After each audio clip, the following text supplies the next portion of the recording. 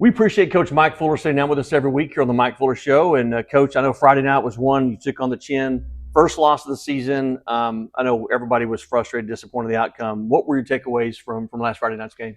Well, we ran into a team that I don't think they're going to lose another game in district. Probably not another game all year. It's a good measuring stick. We're not quite where they are yet, and I want to emphasize yet. One day we will be. Absolutely. That's what we aspire to be, as the team that can win them all. But when you have a game like that, we didn't help ourselves out very much. We could have competed a little bit better. We could have kept our head about us a little bit better.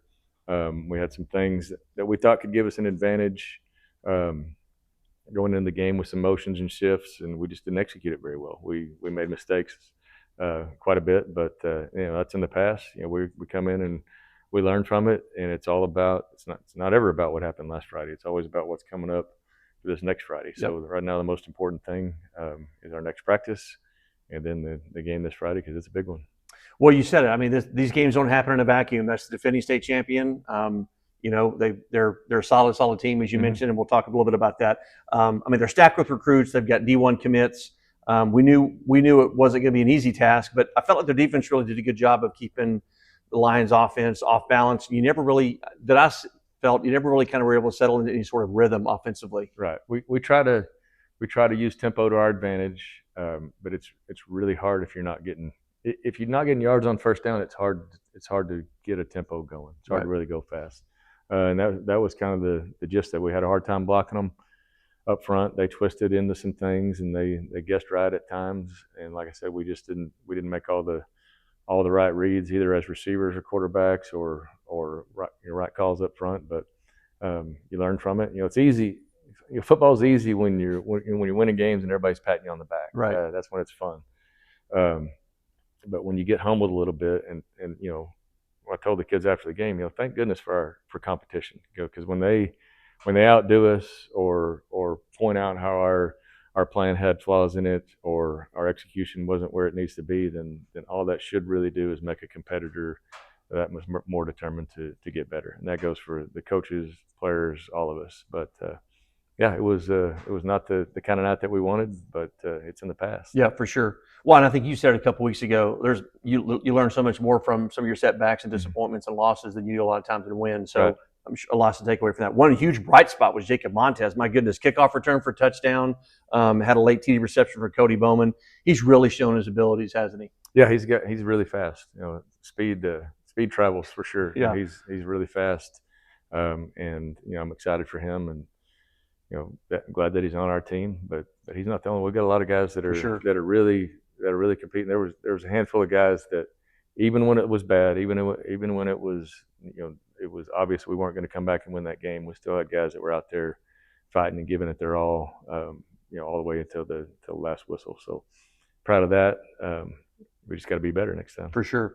Well, I don't want to dwell on this too much, and it's easy to criticize officiating after any game, right? Especially after a loss. And by no means did the officiating crew cost the Lions the game. But I'm going to ask you, how in the world you kept your composure? You've been doing this a long time. You've had your share of good and bad officiating crews. With a 5-man crew, I know they can't see everything, but when their left tackle is literally holding on every single play, he wasn't even trying to hide it. And again, they're limited what they can see. But I'm just wondering, how, because you're trying to be an example to the boys, and we so appreciate that as parents in the school. But man, I just got to ask you, how do you keep your composure in those settings? Well, I don't know if you could hear what I'm thinking, but it's really we can't make excuses. The officials are not the reason that we lost the game. For sure. The reason we lost the game is that we played a better team than us on that Friday night. They're more talented. It is confusing to me why it seems to be kind of systemic that if a team really outmatches someone else size-wise, 3 or 4 inches in most cases, 50 to 75 pounds in a lot of cases, why sometimes we feel like it's impossible to make a holding call against those guys. But we told our guys all week, they're going to hold you and they're not going to call it, so don't make excuses. Yep. And we just try to model that. Of course we plead our case, but they don't care. Yeah. Best you can do. Well, you didn't get out of that game unscathed either. You had a few injuries, most notably Noah Smith, Scott Hadaway, Jude Seals. Can you comment on their status for Friday night or the rest of the season at all? Yeah, I don't know. I don't know that we'll have any of them back. Hopefully we will. We're certainly banged up. I know they're all thinking they're going to play and they want to play. I think we're waiting on some imaging results today on a couple of them, but that's the way football goes too. If you lose a guy, we gotta get somebody else ready. Yeah. And we had other guys going in their spot. We're gonna put somebody out there. We're gonna have 11 out there every play and sure, do the best we can. But hopefully they'll.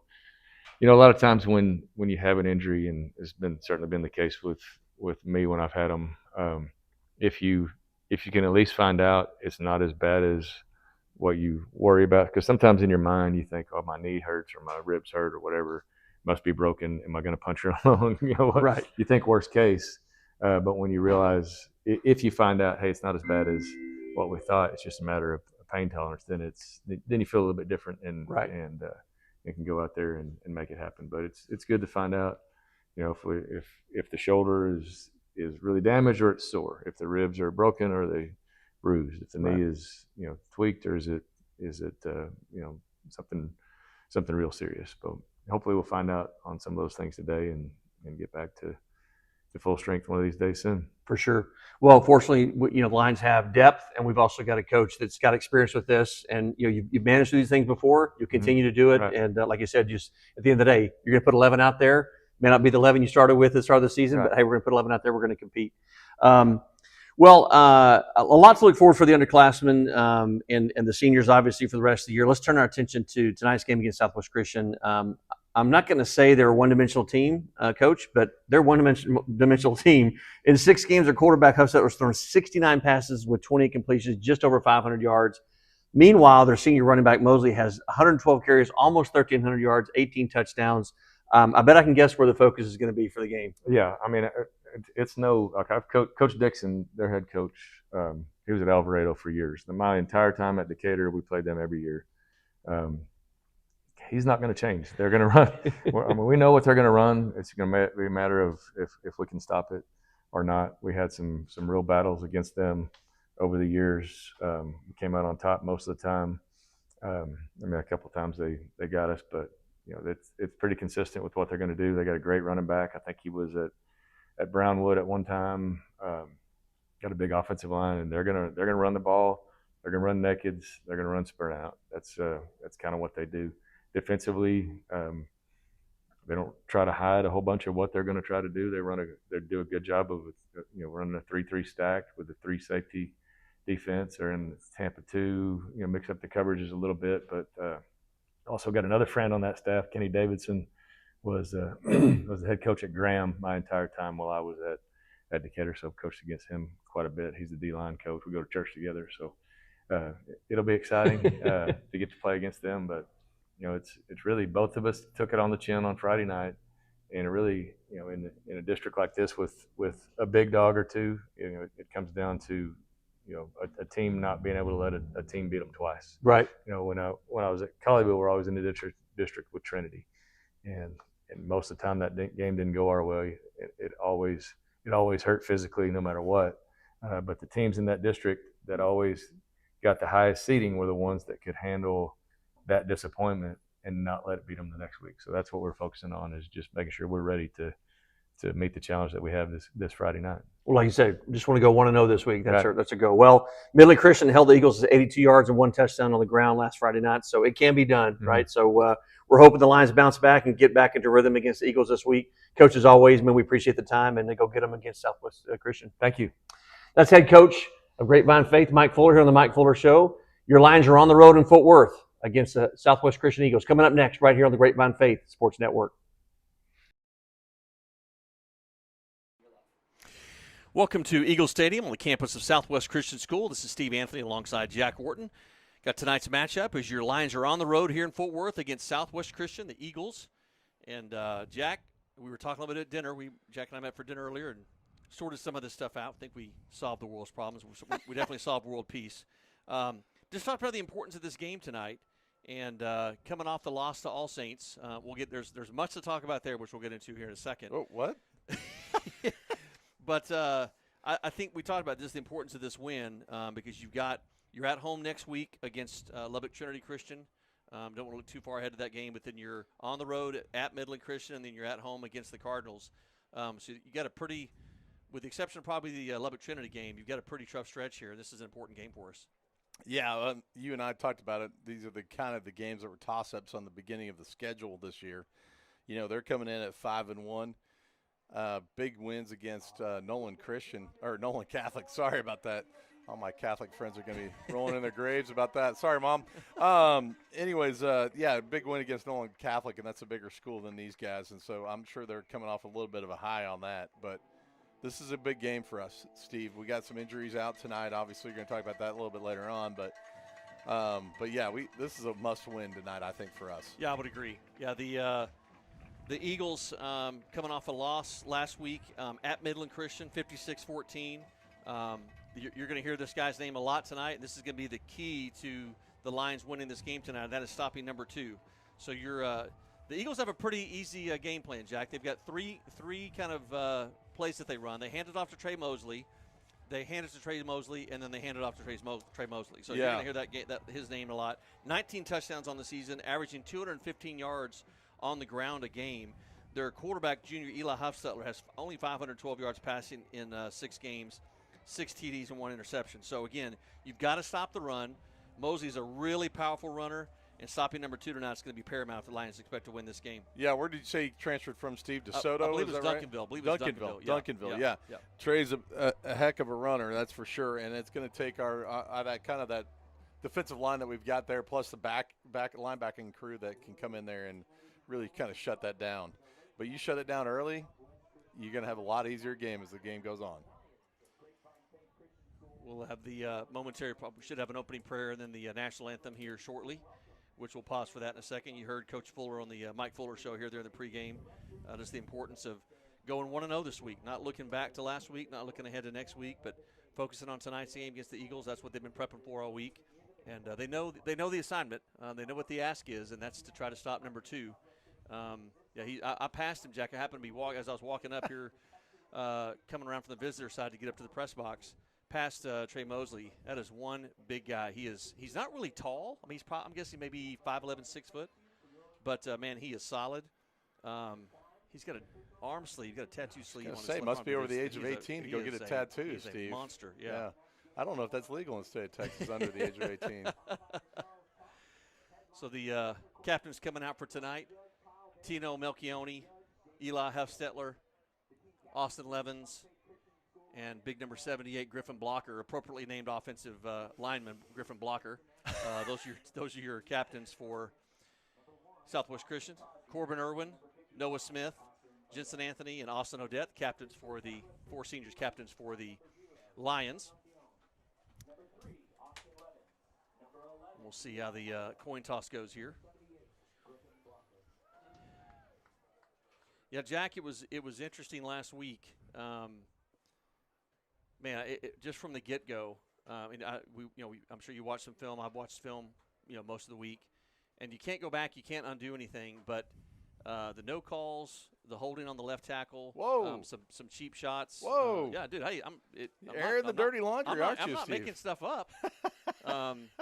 It was, and again, they didn't need that. I don't. And the question is that taught or is it tolerated? I don't know. But if you're the number 1 team in the state, number 1 team in district, you're defending state champions, you don't need all that.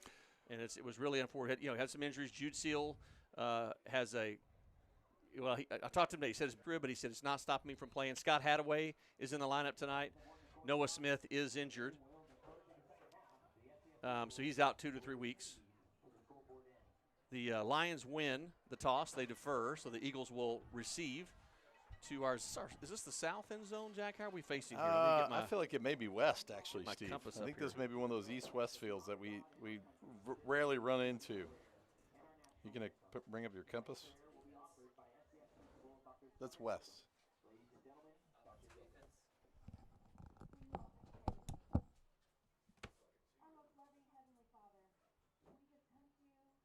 Tonight, Lord, with hearts full of gratitude for the gift of community and the joy of gathering together. Lord, thank you for the blessing of these two schools and the ministries they represent. We're grateful for the opportunity to celebrate not only through competition, but also through fellowship and shared purpose as a family of believers, Lord. We ask for your hand of protection over our players on the field and over every other student, coach, and participant that's represented here tonight. We pray for our officials as well. Lord, please bless them, keep them safe as they serve in this role that allows us to enjoy the game together. And Father, as we cheer and celebrate and compete, may our words and actions reflect who we belong to. Let our love for the game never outshine our love for you. Help us to honor you in all we do and say. And tonight, on this special homecoming, remind us of the ultimate homecoming that we get to look forward to, Lord, where we're united with you forever. Let this evening be a joyful offering to you alone, be all the glory and honor. We love you so much, and in your most holy and beautiful name of Jesus, we pray. Amen.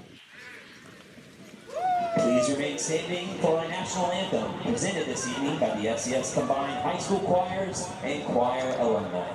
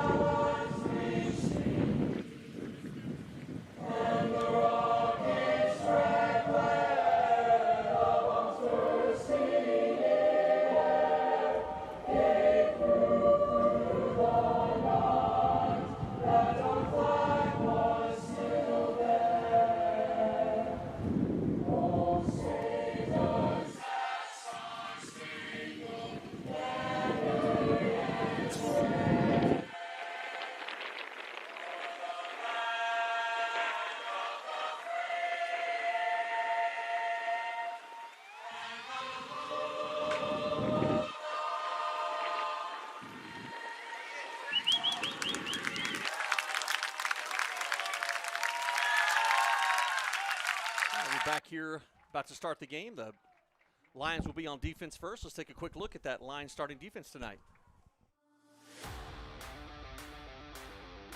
Scott Hadaway, DN, junior. Colton Edwards, defensive line, senior.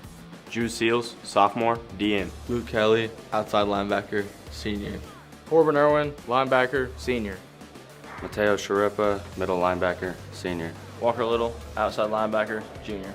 Charlie Donovan, defensive back, senior. Cannon Hunter, defensive back, junior. Luca Rivera, safety, senior. Noah Smith, safety, senior. Sterling Atkins, water boy, senior. Back here at Egale Stadium on the campus of Southwest Christian School. It's homecoming here for the Eagles, and they're looking to get a win after that 56-14 loss on the road last week at Midland. And, Jack, we talked about the importance of stopping Trey Mosley. Midland Christian held the Eagles to 82 yards on the ground last week. And so that's going to be important for the Lions to try to do the same. They typically don't throw much. Huffstetler's only got, I think he's only attempted very few passes. I mean, he's got 500 yards on the season. But it's a hand the ball to Trey Mosley. That is their MO 9 times out of 10. So we'll see what happens tonight. Yeah, let's see what our coaching staff does. Let's go see if they're going to put 7, 8 guys in the box and see if they can stop Trey Mosley from running. Lions coming off that loss last week at All Saints. You've done it again, too, Steve. You put me in the worst possible spot. Hey, I don't know what to tell you. Here's kickoff by Hudnall. And that's going to be taken by Mosley at about the 3-yard line. Brings you here to the near sideline. Couple blocks, couple of holds. There he is. He gets out over the 25-yard line. All right, good stop there. Good start. I mean, he's got a full head of steam, and that guy weighs about 275 pounds. He's a big boy. There is no question. I'm going to go ahead and say this might be a good reffing crew tonight, Steve. Well, We'll see, Jack. They missed a hole on the opening kickoff. So I didn't see that. I'm sorry. Right I didn't five, see it. Number Yeah. 5 right here in front of the headlines. But, hey, look. Well, now look at his size. Hey, our big challenge tonight was, did we get the Wi-Fi fixed? And that is our hope. So far, the great Brandon Tucker from New Braunfels, Texas, says that we are sounding great. All right, here's Huffstetler under center. Eagles 1st and 10 from their own 26. Delay game already? They're going to – I don't see – they don't have any play clocks here at Southwest Christian that I can tell, unless it's out. Do they have, the coach is pointing to one. I don't know if there's supposed to be one on the fence that they're supposed to see. They have 72 minutes in the first quarter, so this is going to be a really, really long game. We'll probably be here. Yeah, there we go. Yeah, okay, they do have the play clocks. Sorry, Jack. They do have play clocks. They're resetting those. There we go. And they just reset the game clock from 72 minutes to 12. All right, don't be that guy. I get it. You can't see. I can't see over there. Yeah, we're normally, typically we're set up if you're in we're in the visitors press box. We appreciate the hospitality of Southwest Christian. We've got a visitors press box. Coaches are right next door to us. We're at about the 30-yard line, so our camera angle is going to be off just a little bit tonight. I think huge shout out to the great Sterling Adkins, who's running camera for us and also trying to run huddle upstairs for the coaches. We've got a couple of camera gals on their way. So, all right. So they reset the game clock to 11:48 after the kickoff. Eagles break huddle from their own 26-yard line. Handoff right, Trey Mosley. Yeah. Huffstetler under center. Oh. There's a handoff to Mosley here to the near side. And he's taken down at about the 32. So a gain of about 7 on that play right off the bat, Jack. That's bodes well for the Eagles. Yeah, he did a great job trying to follow his blocks through that hole right there. Yeah, again, just a steady diet of Trey Mosley tonight is what the Lions defense is going to see. So they're going to have to stack the middle, and they're going to have to do containment on the outside and try to hold him to again, I don't think you completely keep from scoring. He got 1 touchdown on the ground last week against Midland Christian, but again, they held him to 82 yards. So Lions are going to have to come up with some answers here. Again, only the first play from scrimmage, so give some time here. 2nd down and 3 from the 33-yard line. Man in motion here to the near side. Huffstetler under center. I formation. Play action. Huffstetler rolls to his right. He's looking downfield. Complete to number 18. One of the defenders for Grapevine Faith fell down. He's at the 20. And he is going to get pushed out of bounds at about the 2-yard line. No flags down on the play. Yeah, Charlie Donovan fell down. I don't know if he slipped or got tripped up or what, but he was in pursuit. And number 18 pass was complete to number 18, Noah Breedlove, and he was wide open. Well, and it looks like Southwest Christian just tried to feed off of the fact that they thought we were going to run with Trey Mosley. Right. He just kind of did that play-action fake and was wide open. All right, ball's marked at the 2-yard line. 1st and goal for the Eagles. Only it was their 3rd play from scrimmage, so very quickly. Again, we talked about it's a steady diet of Trey Mosley, and here's our 3rd play from scrimmage. They throw about a 60-yard pass. There's a pitch to Mosley here to the left side, and he stretches for the end zone. He's in for the touchdown. Yeah, that was too quick, Steve. You're not going to be able to sustain this game if you're going to let them score in 2 minutes. Well, I'm going to revert back to our game against St. Michael's in Austin, Jack. They scored on their very first drive of the game and then never scored again. So did Lake Country as well, right? They scored again, though. Late in the game. It was an inconsequential game for sure. Hey, let us know if you are watching tonight. You can text us at 817-980-7994. 817-980-7994. One more time, 817-980-7994. Huge shout out to Roderick Kahn for his help on our Wi-Fi. We feel like we've got that. We're throwing down a Starlink technology tonight, so feel like that we've got that fixed. Extra point attempt is good. So let us know. You can chat on the YouTube feed if you want to let us know you're watching there. You can text us at the number I just mentioned, 817-980-7994. Let's take a look at the starting offense for the Lions. Austin Cosby, quarterback, senior. Mateo Sharepa, running back, senior. Luke Davis, wide receiver, senior. Jacob Montez, wide receiver, senior. Charlie Bunch, wide receiver, junior. Jace Walker, receiver, junior. Slade Corley, left tackle, junior. Bear Couch, left guard, junior. Jensen Anthony, center, senior. Scott Hadaway, right guard, junior. Austin Odette, right tackle, senior. Sterling Atkins, water boy, senior. All right, so Eagles score on their first drive, first possession of the game. They're about their four or five plays, and they were in the end zone. That long touchdown pass from Huffstetler to Breedlove set them up for a two-yard touchdown run for Trey Mosley, his 20th of the season, I believe. Transfer in from Duncanville. So Jack will see if they choose to kick to Jacob Montez, who had the first touchdown for the Lions last week on a kickoff return. And Montez is going to take it right at the 2-yard line. Did they, Steve? But apparently not. They kicked it right to him. He scoots up the middle. Here to the near side. He's got blocks. He's got one man to beat. There's a penalty flag down. They called that on Charlie Bunch? My goodness, that was a terrible call. Well, oddly enough, right here on the Eagles sideline. Go figure. Okay, well, wow. All right, did not look like he held that kid at all. We're starting early here. I don't know. Starting early. And he had his back turned to him. This is a terrible call. Well, you want to take back your comment about this being a good officiating? Well, I mean, it's got to be better than last week's for sure. Yeah, we promise not to harp on the officiating crew for too terribly long. All right. Takes him back 10 yards. So the Lions, good return there by Jacob Montez. Yeah, still good field position. I think it was a bad call, but it was still good field position. They're on with the that 44-yard line. Did you see anything on the video of no. him coming back? That guy's back was even turned to Charlie, so I don't understand how you can make that call. But all right, Mateo Sharippa in the backfield with Austin Cosby. Hand off to Mateo, going around the left side, picks up some blocks, still on his feet. Bounces off a player, still on his feet. Finally pushed out of bounds inside Eagle territory. Great run there by Mateo Sharippa. First down run of about 15 yards. That's going to put them in Eagles territory. I'm going to tell you, number 5 might think twice about trying to take on Sharippa by himself again. Yeah, Mateo just bounced off him. Lions, that's their Plains Capital first down there. Play action. Austin Cosby here to the near side for Charlie Bunch. Just thrown out of his reach. Falls incomplete.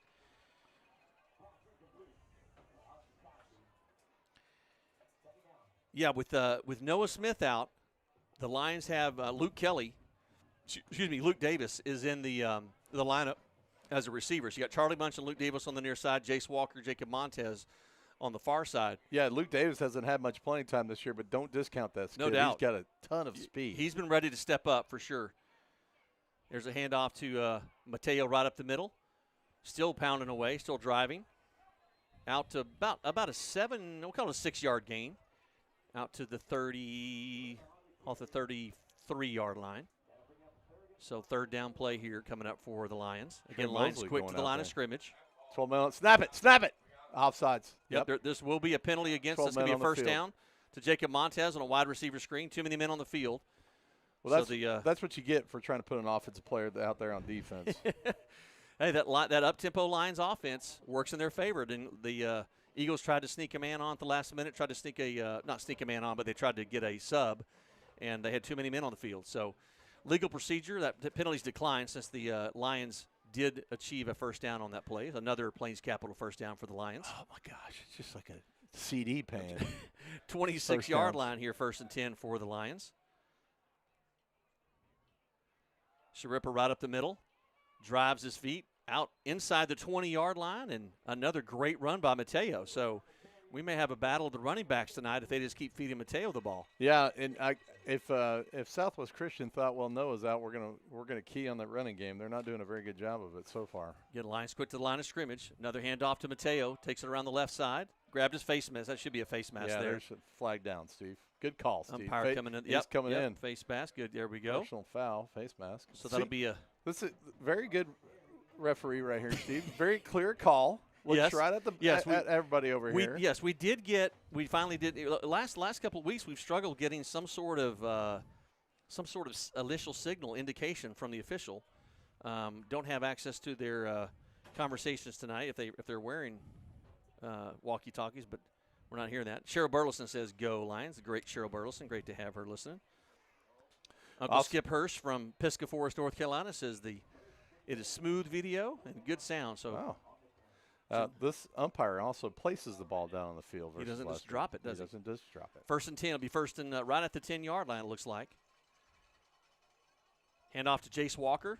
Drives forward, still on his feet. He's driving towards the end zone. Goodness gracious. Stopped just short of the goal line. Yeah, what a great run there by Jace Walker. Jace got about 3 or 4 yards past the line of scrimmage and was hit immediately. Line it up, just drive it in there. Let's go now. Lions again quick to the line of scrimmage here. No huddle. They are getting a play call from the sideline. This will be 2nd down and goal from the 1. Anticipate probably, I'm guessing, maybe hand off to Mateo. I would think so. And there it is. He drives forward, drives 2 guys into the end zone. Touchdown, Lions.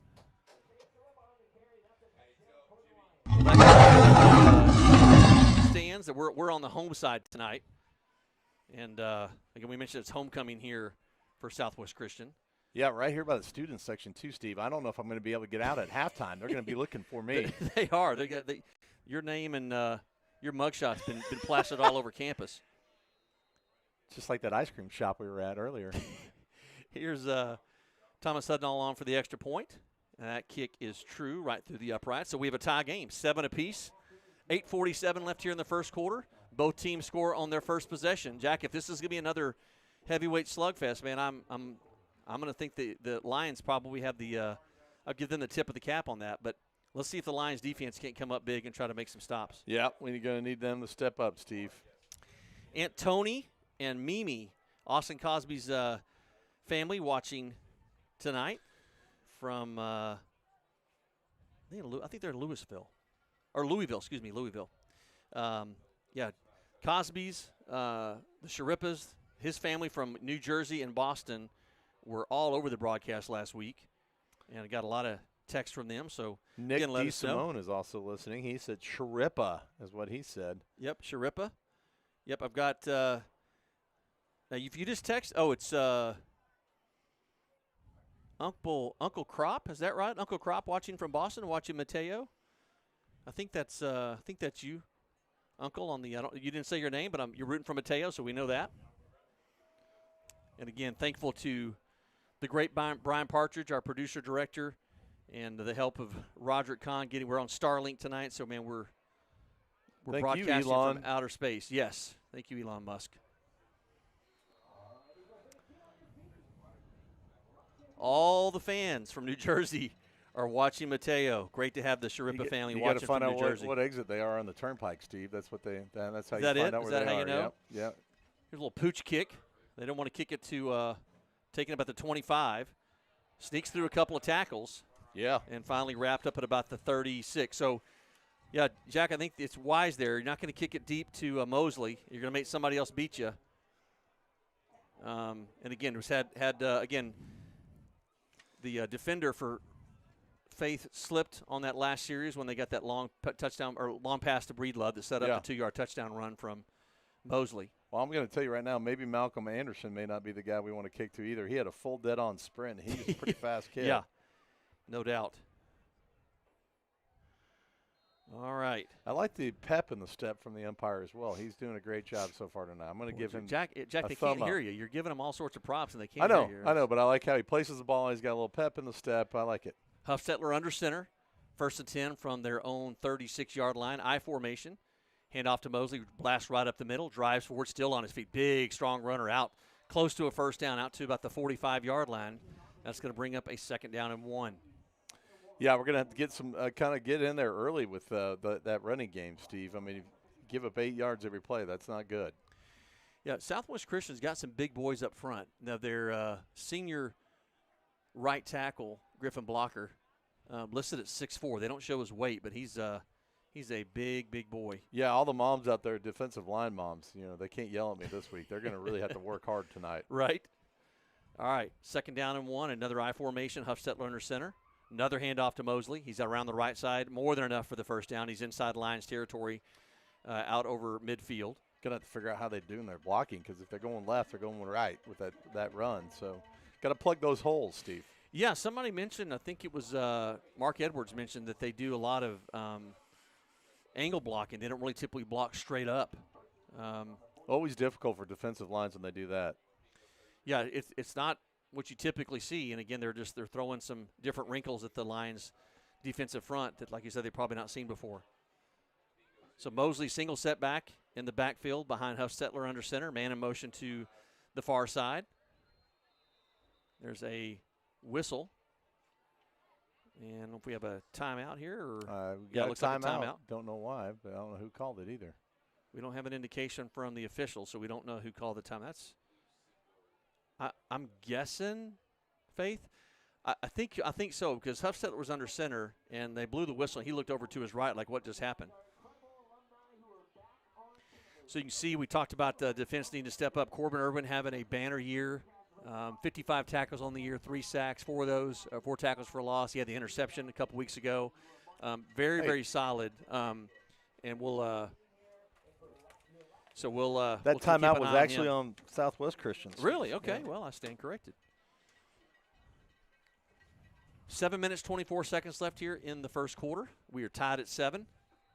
Eagles on their second possession of the game, and after that last run by Trey Mosley, they are 1st and 10 from the Lions' 40, we'll call it the 48-yard line. That Eagle mascot is creepy. Kind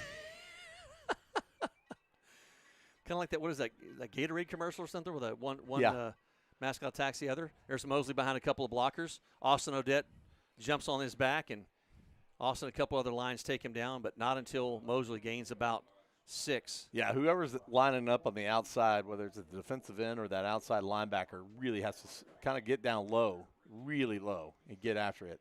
Mosley's averaging 215 yards a game on the ground.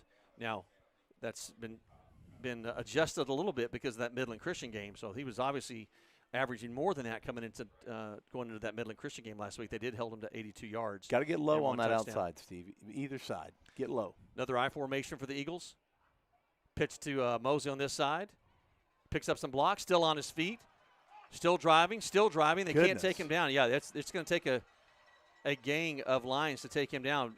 Barry Irwin said he and Corbin watched the game last week against Midland Christian and said it was a tackle by committee. They never saw a solo tackle because you're not going to bring him down by yourself. Yeah, Charlie Bunch looked like he got kind of kicked in the chest on that, trying to bring him down. He's riding him, and he still didn't come down. Yeah, there goes Charlie's going off for a second. It looks like he may have gotten maybe the wind knocked out of him, or like you said, maybe caught a cleat somewhere up in the midsection. 1st and 10 for the Eagles at the Lions' 11-yard line. Huffstetler brings in the play, and I'm going to bet $1 million, they said, hand it to Mosley. I formation again for the Eagles, very traditional set that we've seen already tonight. Hand off to Mosley up the middle. Sidesteps around the right tackle and drives forward. Gets about 6 on the play, down to about the 5-yard line. Eagles can actually get a first down without scoring.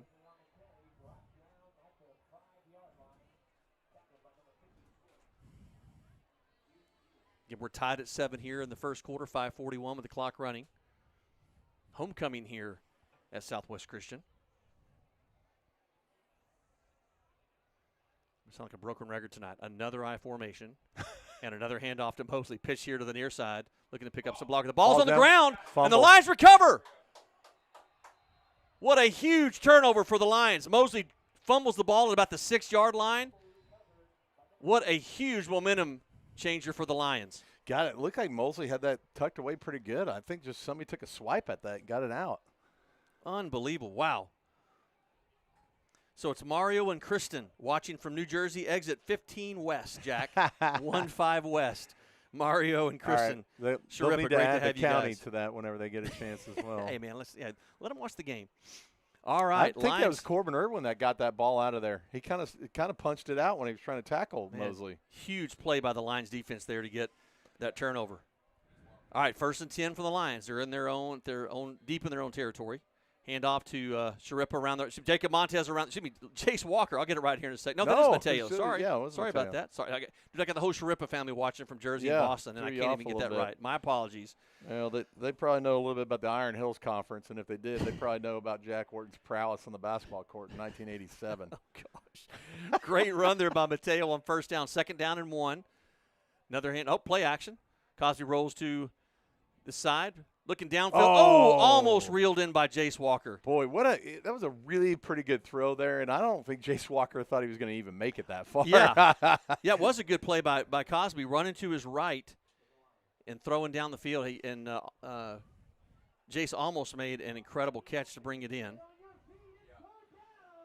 Lions kind of scoot in with a tight formation now. 3rd down and 1. Big play here to keep this drive going. If they get the turnover.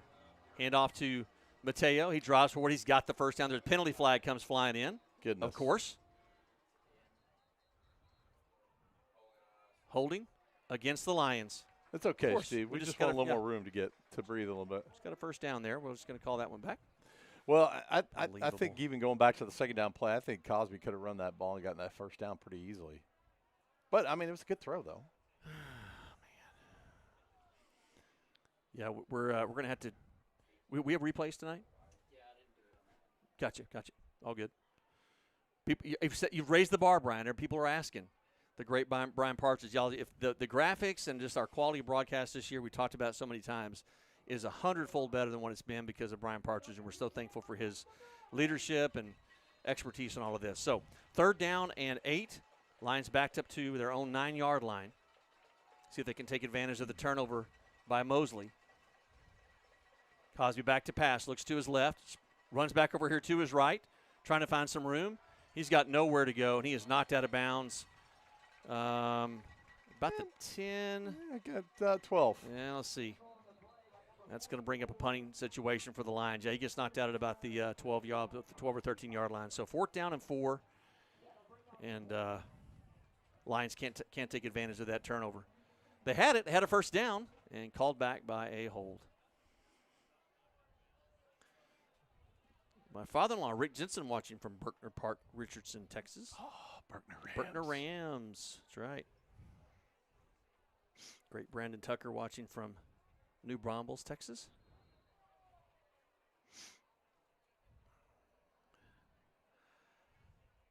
Clark Lemmerman back to punt for the Lions. Kind of waits a little bit, get a line drive punt. Pretty good punt there. Yep, great punt. Fair catch made. Called for and made there at the 45-yard line. So the Eagles will have good field position. Nick DeSimone says, go Sharippa. Ray and Megan Clark say, go Lionettes. Absolutely. Susan Odette Parma supporting the Lions and her grandson, the great Austin Odette, number 55. Man, Austin and his family, they've been a huge blessing and addition to Grapevine Faith the last couple of years, and we've been so glad to have him. And he's stepped up huge for the Lions on and off the field, but also just a great young man. All right. Eagles back on the offensive here. Another I formation. 2 receivers split to the far side, and Mosley's actually not in the game. Number 5 is in the running back position. Hand off to him. Oh, he breaks a couple tackles, breaks another tackle out inside the 40-yard line. Boy, Jack, they're going to have to tighten that tackling up. Well, we talked about it last week too with Cannon Hunter over here, always having to guard the 6'5" guy. He was the last guy over there that had to tackle the 275-pound running back. Kind of slowed him down a touch. Slade Evans, the junior running back, in for Mosley, giving him a break on that carry. He's the single setback with 1 receiver split to each side behind Huffstetler under center. First down, handoff to Evans around the right side. Drags a couple of lines still with him. They finally bring him down, but that's another 6 or 7 yard run there by the Eagles. Well, at least they didn't hand it off to number 2. That's a win. We'll take that as a win, I guess. But he still got 6 yards on it. Yeah, yeah. That front, the offensive front for the Eagles must be pretty intimidating. They're controlling the line of scrimmage so far, that's for sure. 2nd down and 4 for the Eagles. Well, and the most important thing is when they make a mistake, we got to capitalize. The Lions' 30-yard line. There's a play-action handoff to Evans. He gets a couple more on that run. It's going to bring up 3rd down and 2. Ball spotted just inside the 30-yard line. They need to get to the 28. I think it's 4-down territory for these guys. Oh, I would think so, yeah. Both teams looking for their first win in district. Lions opened up last week at All Saints Eagles opened up last week at Midland Christian, two very, very tough teams. I would anticipate those will probably go 1-2 in the district if I had to guess, Jack, but hopefully we can do something about that here in a couple of weeks. But first things first, you got to take care of business tonight. 3 running backs. There's a handoff to Evans. Bounces off of he's still on his feet. Yeah, he got it with that extra effort. Yep. They kind of had him stopped and knocked back, and then he just kind of fell forward, got that first down. Yeah, they didn't wrap up. He kind of did like what Teo did on his run. We just bounced off the defender, and that's going to move the chains for a first down for the Eagles.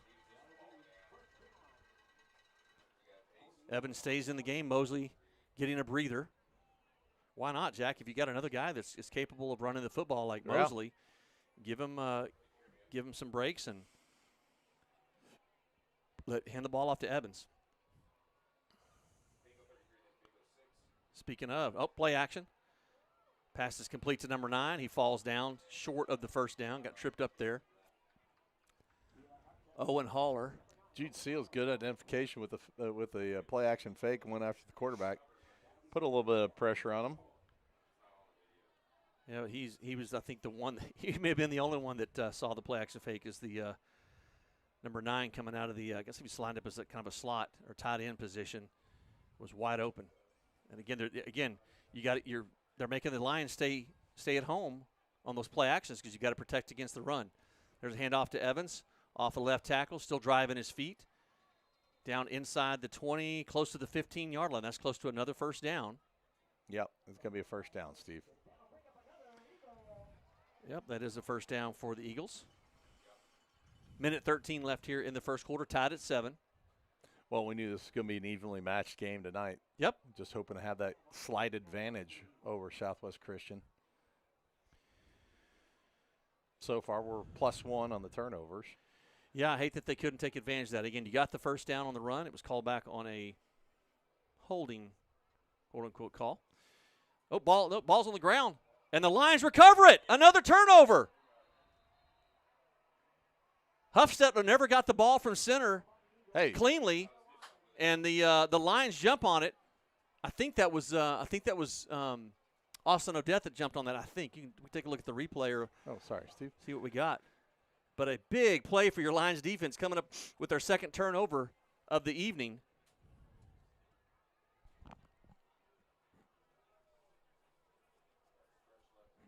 Boy, and it's just such a momentum killer. The Eagles were just knocking on the door on that last possession, the one before this one. Yeah, but we really got to do something with this turnover, Steve. All right, Mateo Sharippa in the backfield next to Cosby. Hand off to Mateo. Drives up the middle. He's hit. Bear Couch. Bear Couch from his left tackle position, drove his man all the way around, left guard position, I should say, drove his man all the way around to the other side and pancaked him. 2nd down and 6 after that 4-yard run by Mateo on first down. And that's going to be most likely, 16 seconds. That'll be the last play of the first quarter. So we're going to go to the second quarter. They're going to head down here. We're on the home side of the field in the visitors' press box. We are facing southeast directly. And so they're going to move this ball towards the southeasterly end zone. Westerly. Westerly, yes, thank you. Yep. Take a break here. Thank you for our sponsor for Reliant Air Conditioning. As the Texas heat gives way to cooler days and chilly nights, the comfort of your home depends on a reliable heating system. At Reliant Air Conditioning, we ensure your warmth without worry. Just as we keep you cool during the summer, we're committed to keeping you warm through the winter without the gimmicks. Call us at 877-YOUR-HERO and let Reliant Air Conditioning provide you with warmth without worry. Back here at Egale Stadium on the campus of Southwest Christian School. Your Lions are tied with the Eagles, 7 apiece as we head into the second quarter. Jack, obviously the 2 turnovers by the Eagles has played huge in the Lions' favors. Your defense has come up big when they've needed it. Yep. They've had challenges stopping the run from the line of scrimmage, but again, when you get those turnovers, that's been a big boost for them. Yeah, no points on that first turnover, Steve. I think we can get some points on this one, I hope. And by the way, I called Reliant Air Conditioning to help out Cistercian over there with their press box. So. Thank you. Yes, that was a sweatshop we call it a Turkish sweatshop or something. Yeah, that was. It helped when I took my shirt off, but you guys felt very uncomfortable. Yeah, that cleared the entire press box. All right, 2nd down and 6 for the Lions from their own 22. Handoff to Sharippa around the right side. He's got a head of steam. He's out over the 30-yard line. That's going to be a 1st down run. No flags on the play. So you say that like you're shocked or something. I'm just saying. Yeah, a great run there by Mateo on 2nd down. He's had that 1st down run for 6 and another 8 yards there on that run. 1st and 10 for the Lions. Quick to the line of scrimmage. Pass to the far side to Charlie Bunch. Takes that in, looking for a couple of blockers. He's out close to the 40-yard line. So like 7 yards after the catch for Charlie Bunch on that one. Good run there. Yep. Needing Charlie to step up big with the absence of Noah Smith. So it's good to see Charlie getting in on the action. Gain of 7 on the play, so call it 2nd down and 3. Lions again to the line of scrimmage with Mateo in the backfield. Tight formation for the offensive line. Hand off to Mateo, takes it around the right side. Oh, he's hit by Mosley. Yeah, he got stood up and just couldn't get an extra 2 yards out of that. He got a yard on the play, so call it 3rd down and 1. Well, you got to get those shoulder pads down when you're going into that line like that. That's what the Lions have to do on defense. They're going to have to figure out how to stop that run. 3rd down and 1 here for the Lions. Big play here to start the 2nd quarter at their own 39-yard line. 2 running backs on each side. Oh, that's going to be an offside against, well, we'll see. They blow it dead. Nope, we're going to call false start against the Lions. Jack, I'm going to give you every opportunity, whenever you're ready, to retract that ridiculous statement before the game started, or right as it started. I'm just saying. I liked his size. Good grief. Oh, I didn't see that on that. Believable. All right, that's going to back the Lions up 5 yards, bring up 3rd down and 8. Jack, I'll be honest with you. If your 1st down line to gain is about the 40, we'll call it the 41. If they don't get it here, I could see Fuller going for it. You're not in the shadow of your own goalpost. I mean, you're in your own territory for sure. Offsides right there. It's a bad pass. That ball is down. It was offsides. There was an offside on the Eagles. There is no flag down, and the Eagles will take over 1st and 10. Jack, I'm waiting. Well, I don't know how he missed that offsides. I mean, it just kind of was a bang bang, but I could see it was offsides from the very beginning. It just kind of and it popped on my screen, so I couldn't actually see it. But this is basically that's basically a fumble, turnover, whatever you want to call it. Yep, the Cosby didn't handle the snap well, and that ball ends up on the turf, and the Eagles recover at the Lions' 27-yard line. So a little comeuppance for the Eagles as they take over after a Lions turnover. Trey Mosley back in the backfield, I formation. The deep running back behind Huffstetler.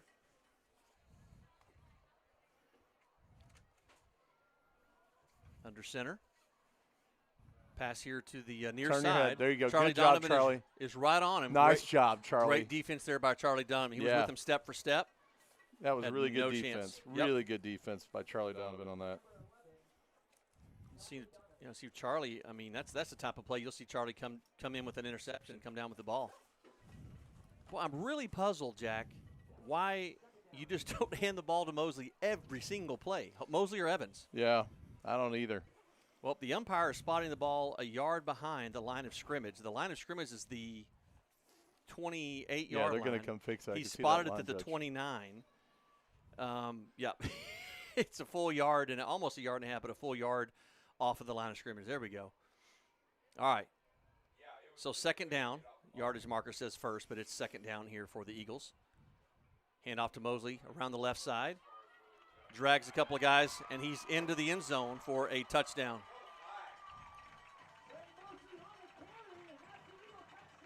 Well, I guess you can turn and taunt, so that's legal. So, all right. Huh. Watching the, not really a replay. Yep, we have replays now.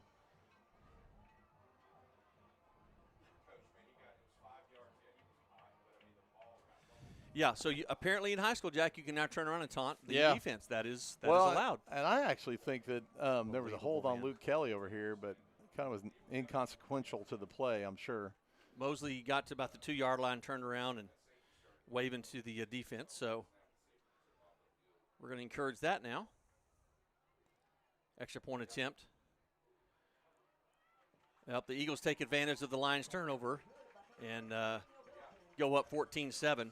The Lions have had 2 turnovers, 2 takeaways on defense, but have not been able to do anything with it. Oh, mercy.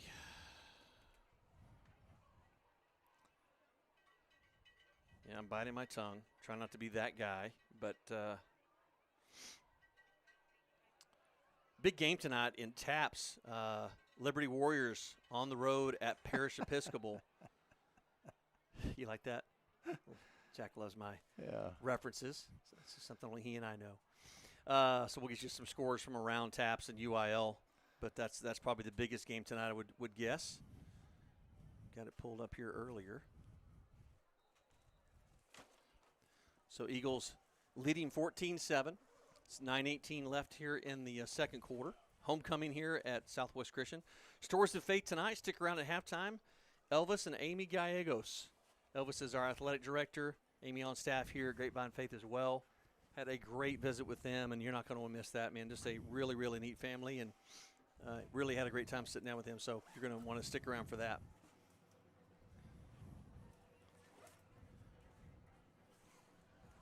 Eagles to kick it off here. Jacob Montez takes it at the 5-yard line. Brings up the middle of the field. Cuts back towards the middle. He's got a seam. Cuts over to the right to the far sideline. There's 2 guys to beat. He's still on his feet. Inside the 20. Cuts back to the left. Now he's back to the right. Touchdown, Jacob Montez. Second week in a row, Jacob Montez bounces a kickoff. I couldn't believe they kicked it to him. Golly. Wow. Hey, and the news only gets better. Parish is up on Liberty 14-7 in the second quarter. Just saying. Wow, what a huge run there by Jacob Montez. Well, Jack, he sees the field so well. You can see here on the replay, he's waiting. He waits on his blockers, cuts back to his left, then back to his right to get into the end zone. It's just a powerful, speedy runner is Jacob Montez. My goodness. Yeah, good use of his blockers downfield and good use of their putting their hands down around their sides. You hear the coaches yelling, "Don't block in the back," or appear to. That kick is good by Thomas Hudnall. No surprise there, as Thomas has been so accurate this year. We have a tie football game yet once again, Jack. 9 minutes left, and we're tied at 14. Just need to get a defensive stop. Yep, We've had 2. I mean, yeah. Your defense has stepped up a couple of times. This could 2 be for 4 on the defense. This could easily be a 21-7 game, Lions, or even 28-7, I guess, for that matter. But hey, we're not going to mess with that. We're going to just keep asking if they kick the ball to Jacob Montez. I have to believe their coaches are like, all right, that's the last time we're doing that. Because it didn't take us very long to try to kick somebody else. I don't know why it took them so long, right? And even on the last kick, he still got a 70-yard return, aside from the block in the back, but still 70 yards running. That was a 95-yard return by Jacob Montez on that kickoff return. Second week in a row he's done that. Man, what a weapon. Lines out to a kickoff after tying the game up here, again at 14 apiece. Ran into Ross Evans, Tatum Evans' dad. Saw him this morning. Oh. At Chick-fil-A in Grapevine, or South Lake, and catch up with him for a second. Ross? Yeah, the great Ross. Probably shouldn't be eating Chick-fil-A. Ross and Heidi. Okay. He's watched his cholesterol levels. I'll pass that along. All right, here's Thomas Hudnall to kick. The line drive kick's going to land and caught at about the 10-yard line by number 22. He's looking for some blockers. He's still on his feet. He's hit hard at about the 25-yard line, taken down. It's really great when you can spin a runner backwards, and then he just doesn't even know where he's at. Colton Cox in there on the stop. Big hit by CC. And the Eagles will take over 1st and 10 from their own. Looks like they spotted around the 27-yard line. All right, let's get a defensive stop here. Let's get these shoulder pads low.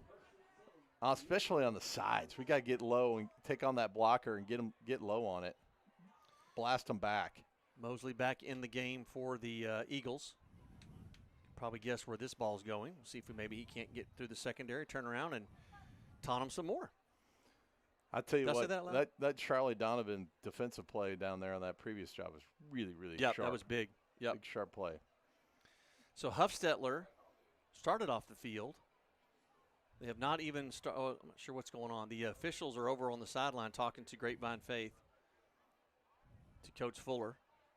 Our referee is not that big of a hurry to get back to his spot. We're waiting on him still. I'm not sure what that discussion was.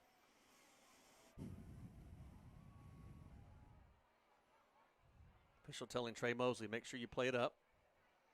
I'm just kidding. I don't know what he's saying. Yeah, that could have been what Fuller said. Some of them could have said, hey, are we going to cut down on this or not? And he could be warning Mosley about the taunting. But, again, the way you throw a flag now. Looks like that's see, that looks like what he's doing, and Mosley's none too happy about it. The way that you correct that is that you throw a flag. He's got something on his arms or something, I guess. Maybe he's going to the locker room. I don't know if he's cut or bleeding or what, but Mosley's headed to the locker room. But so nobody's following him, though. That's odd. Evans comes in the game at running back. So the Lions saw something, try to get a word on what that was. 1st and 10, hand off to Evans. Gain of just about 1 on the play, but he stacked up nicely there by the Lions defensive front. Gain of about 1 on the play. So nice play there by the Lions defensive front. A couple guys slow to get up, but there they are. They're okay. Walker Little in there on the tackle, along with a couple of other Lions. Getting the inside there, Jack? I did, Steve. What we got? You're not allowed to exhibit any kind of ink, so he had to go back in the locker room to cover up his ink. That's why nobody followed him, because he probably just went to go get an arm sleeve. I got you. All right. It's like working at Applebee's. You got to cover up that ink. Cover up that sleeve with the sleeve. All right, Evans in the backfield, I formation behind Huffstetler under center, 2nd down and 9. Pitch to Evans around the left side.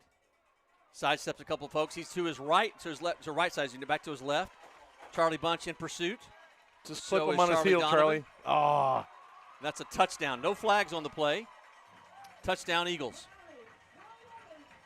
You really, Steve, you can just tell on that line they're just getting stood up. They got to get lower on those pads. Yeah, I'll give credit to the Eagles offensive line, man. They have controlled the offensive line of scrimmage tonight for sure. Well, and give credit to Evans. He broke 3, 4, maybe 5 tackles on the run. Well, Mosley's not coming back because I went in the locker room just a second ago and I stole those arm sleeves, so he's not going to be able to come back anyways. Good to know. So we're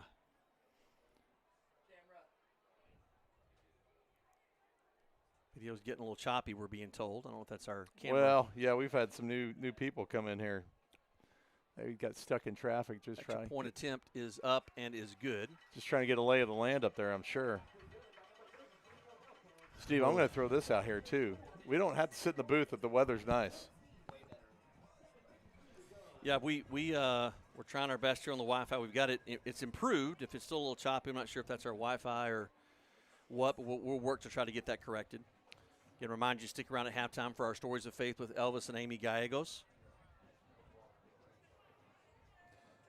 I got a call from Elvis like on or Monday after game 1. I thought for sure the season was over with for Jack. So, but you came back, Jack. Well, I got suspended for that one game, you did Steve. Not get suspended. Hey, I got to keep up my bad boy reputation, Steve. You're doing well. I rode my Harley down here from Grapevine. Good.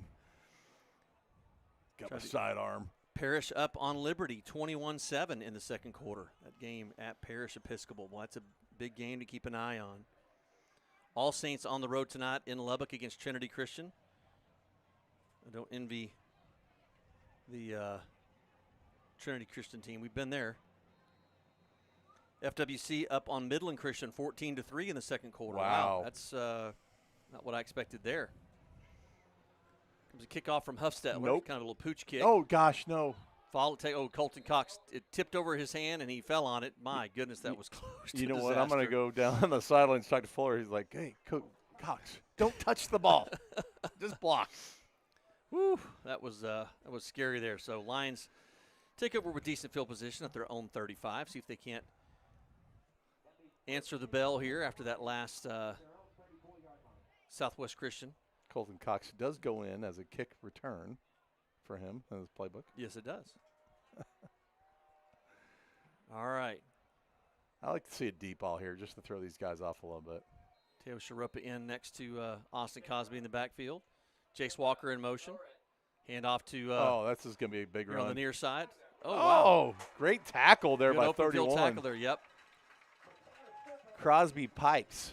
No, he did a good job of getting low on Mateo that I time. thought for sure that was going to be a 10 or 15-yard run. Yeah, Mateo looked like he was setting up to kind of stiff arm him and cut back to his right, and defender did a good job of just staying low. Oh, darn it. Trey Mosley found his arm sleeves. I kind of hit him away, but he found him. He's back out.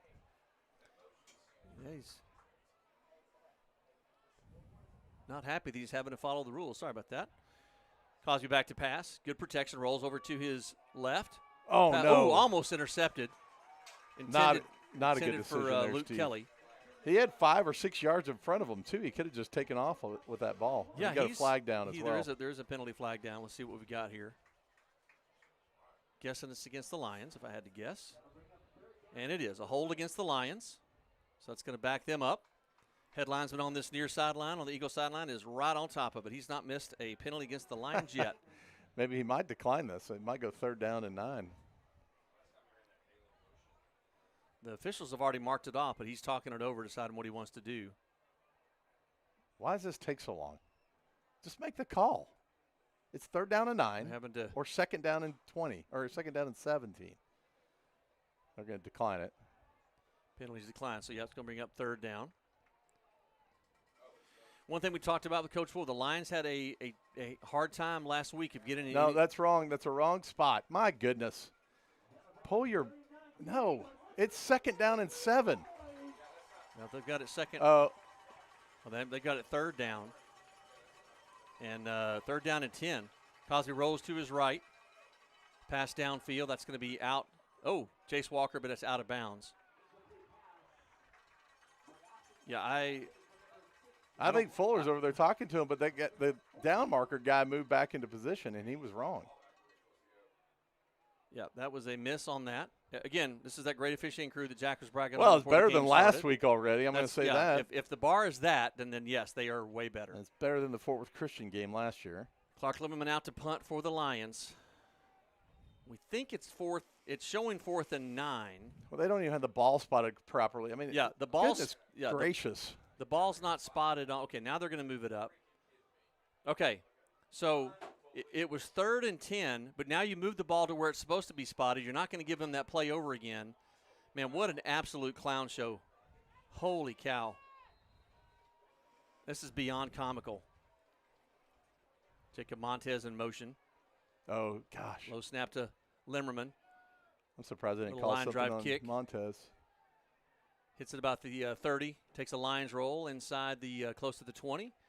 Jace Walker downs it at the 20-yard line. Yeah, Montez was already moving towards the line of scrimmage. I'm surprised they didn't call illegal procedure on us. It was on that side. The head linesman on the Eagle sidelines that wanted to call that. So, oh, man, we're going to have to figure this out. They need to work on tackling. We've got to wrap up the ball carrier, and you got to take care of the football, and you've got to get into some sort of offensive rhythm. They were not able to do that last week against All Saints. Yeah, the last 2 pass plays by Austin, I think, were a little bit tough passes to make. I don't know why he chose those, and especially on 2nd down where he had room to run. Had room to run, yeah. That was interesting that he didn't tuck it, and try to run with it. Well, after last week, I don't blame the guy. He's probably trying to figure out where he was. Yeah. I mean, after last week, getting hammered. Yeah, some late Jude Seals playing tonight with a bruised rib. Said he might have a small fracture that was on a late hit by All Saints. And Scott Hadaway with a separated shoulder. He's playing again tonight. Noah Smith's the only one that's out. There's a pitch to Mosley around the left side. Stacked up there. Nice play there by number 52, Corbin Irwin. But you can see, Steve, that those defensive linemen are getting stood up pretty good. They got to keep those pads lower so they can kind of take out that offensive line. They got decent penetration there. Only gain of 2 for Mosley there on that first down run.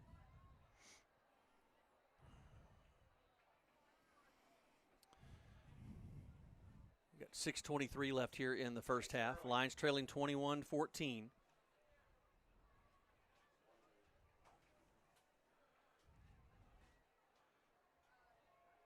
Mosley, the single setback. It's a handoff to Mosley here on the near side. Still on his feet, finally taken down.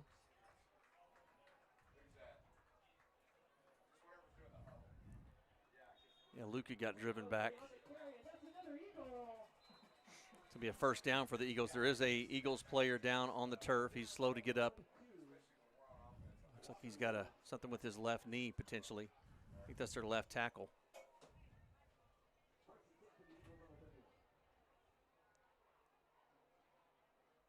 Yeah, Jack, on that last series for the Lions, you had a holding call, shocker, against the Lions on second down, and it was 2nd and 7, correct?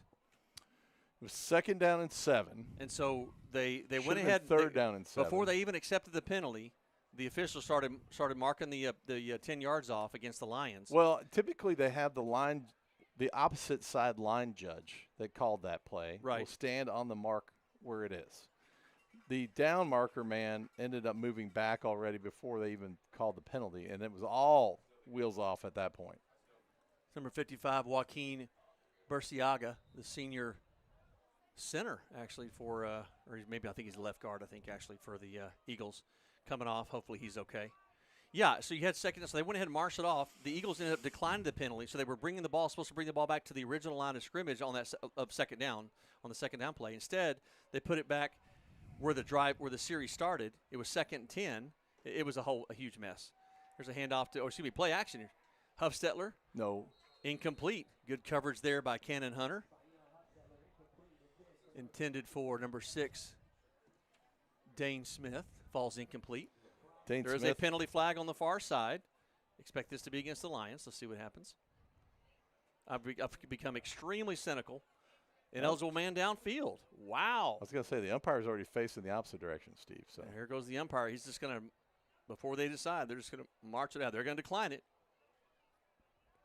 Yep, you got to slow your roll there, guys. You can't just start marching off the penalty yardage. That's why this guy needs to stay in his spot, the opposite side. This guy made the call. He stays where he's at, opposite side. But you also got to keep in mind where you were. Just look down at the line. Now, hold on, Jack. It's not 2nd and 10 because didn't you have Mosley on the first? I'm so confused. It is second. All right, it is 2nd and 10. All right. Pitch to Mosley here on the near side. Lowers his head, stacked up. Pride of Lions there taking him down. Good job there. Although it took 6 guys to bring him down. He is so big and so strong. Big run there by Mosley on second down. So ball out to the 36-yard line. It's going to bring up 3rd down, and we'll call it 3rd and 5. They've got to get to the 41.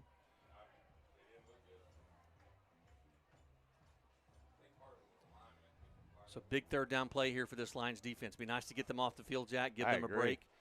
Have the offense come out, sustain a drive. I think they're going to hand it off to Mosley, and they're going to have to get low. I think he's going to try to get to the outside. Luke Kelly needs to get his pads low going in there. Man in motion to the far side.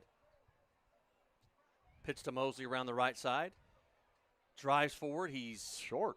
Yep, stopped short at about the 39-yard line. So it's going to be about 2 yards short. I think they're going to go for it. 4th down and 2.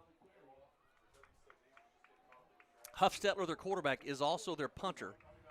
So he's going to remain on the field regardless. But, yeah, the rest of the offense stays out there, Jack, I think. Nope. Well, let's see. You got a couple of subs coming in. 2 snappers coming out. Now the coach is calling the play.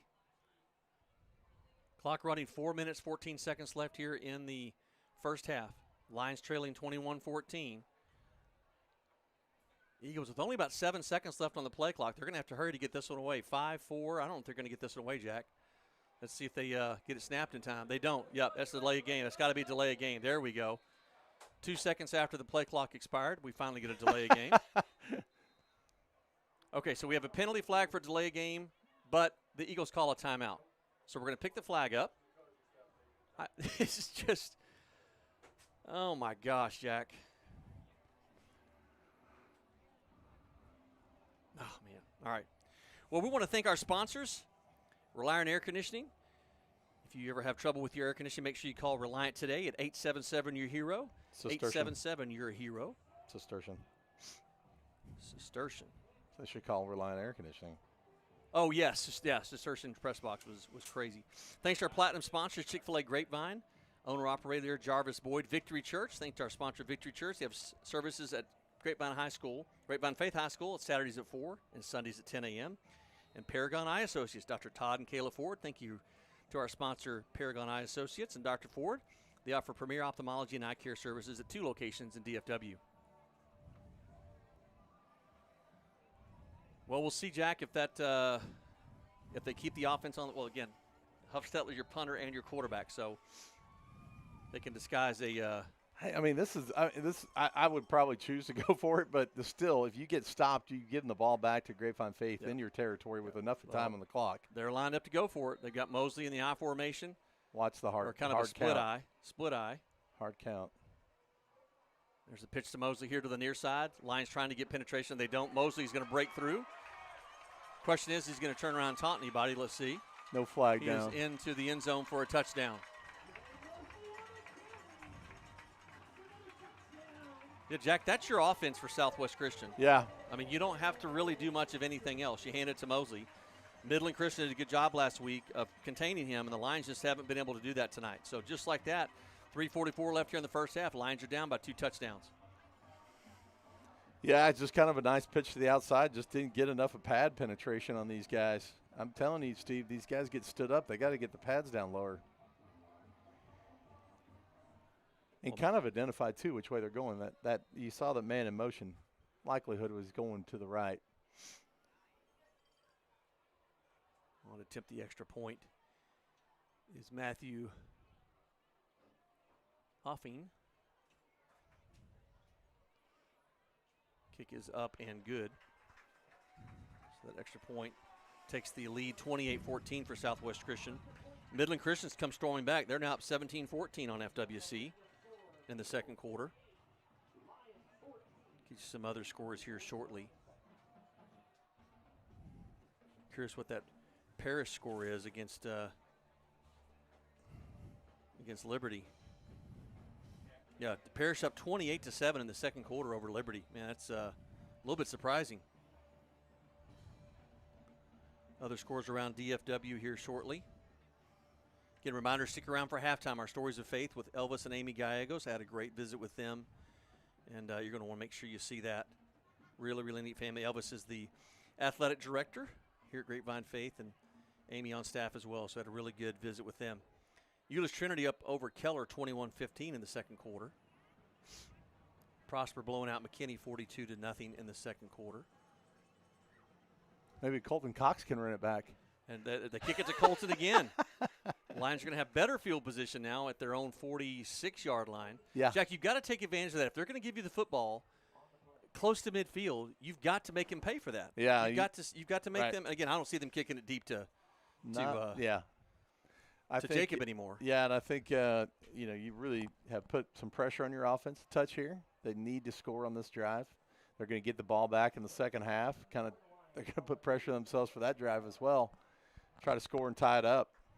Yeah, this is a big series here because if you score here, Jack, and leave a little bit of as little time on the clock as possible, you do get the ball back to start the second half. You can come back out in that first series, potentially tie the game up, and it's a new ball game. Play action for Cosby. He's looking deep for Jacob Montez. Ball falls incomplete. There's a penalty flag down. I think that's going to be roughing the passer, Steve.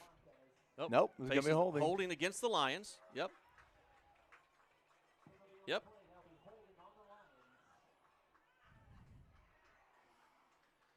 It was so late and in the backfield, I can't imagine it was anything but roughing the passer.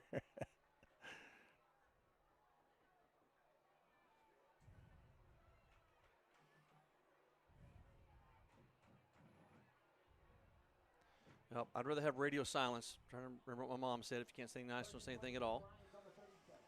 Hey, I'll give them credit. They got the ball spotted at the right place this time. First down and 20 after that holding call against the Lions. Mateo in the backfield next to Austin Cosby. Pass here back to the near side to Jacob Montez. Looking for some blocks. Still on his feet. Hit hard out around the 45-yard line. Good pickup there. Good identification of where the running lane was for Jacob Montez after that catch. Got about 8 back there on that play, so it brings up second down, and we'll call it second down and 13. So you got a gain of 7.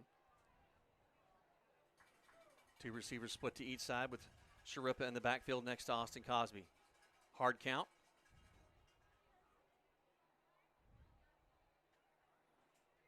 See what the Lions have dialed up here on second down. Clock running, 3 minutes left here in the first half. Lions trailing 28-14. Snap back to Cosby. Good protection. Pass here to the near side to Mateo along the sideline. Takes his shoulder and gets knocked out of bounds.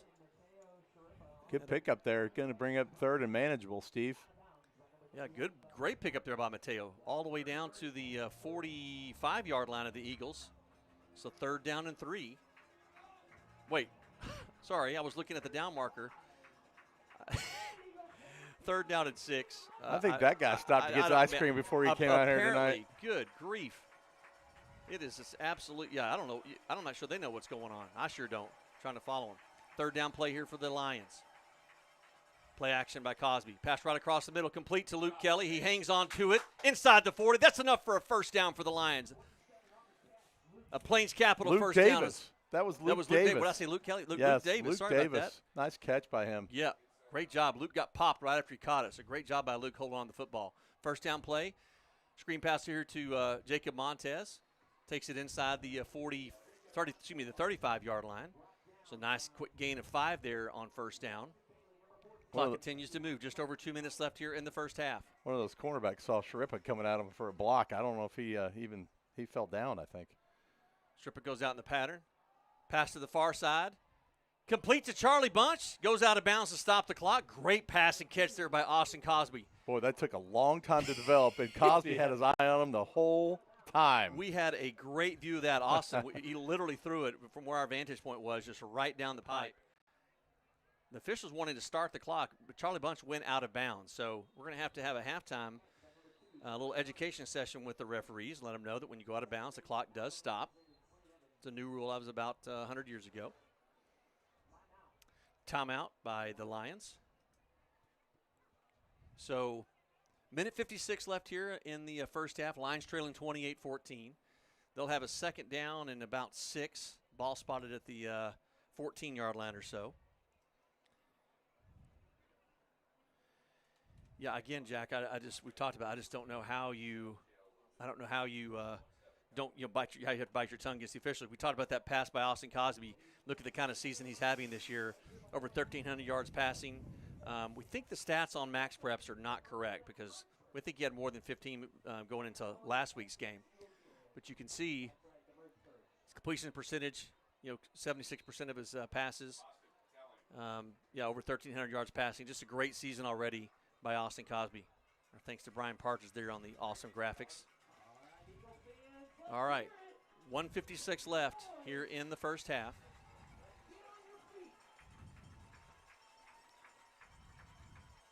Second down for the Lions at the Eagles' 15-yard line. Waiting on the referee to hustle back over. Use that term loosely.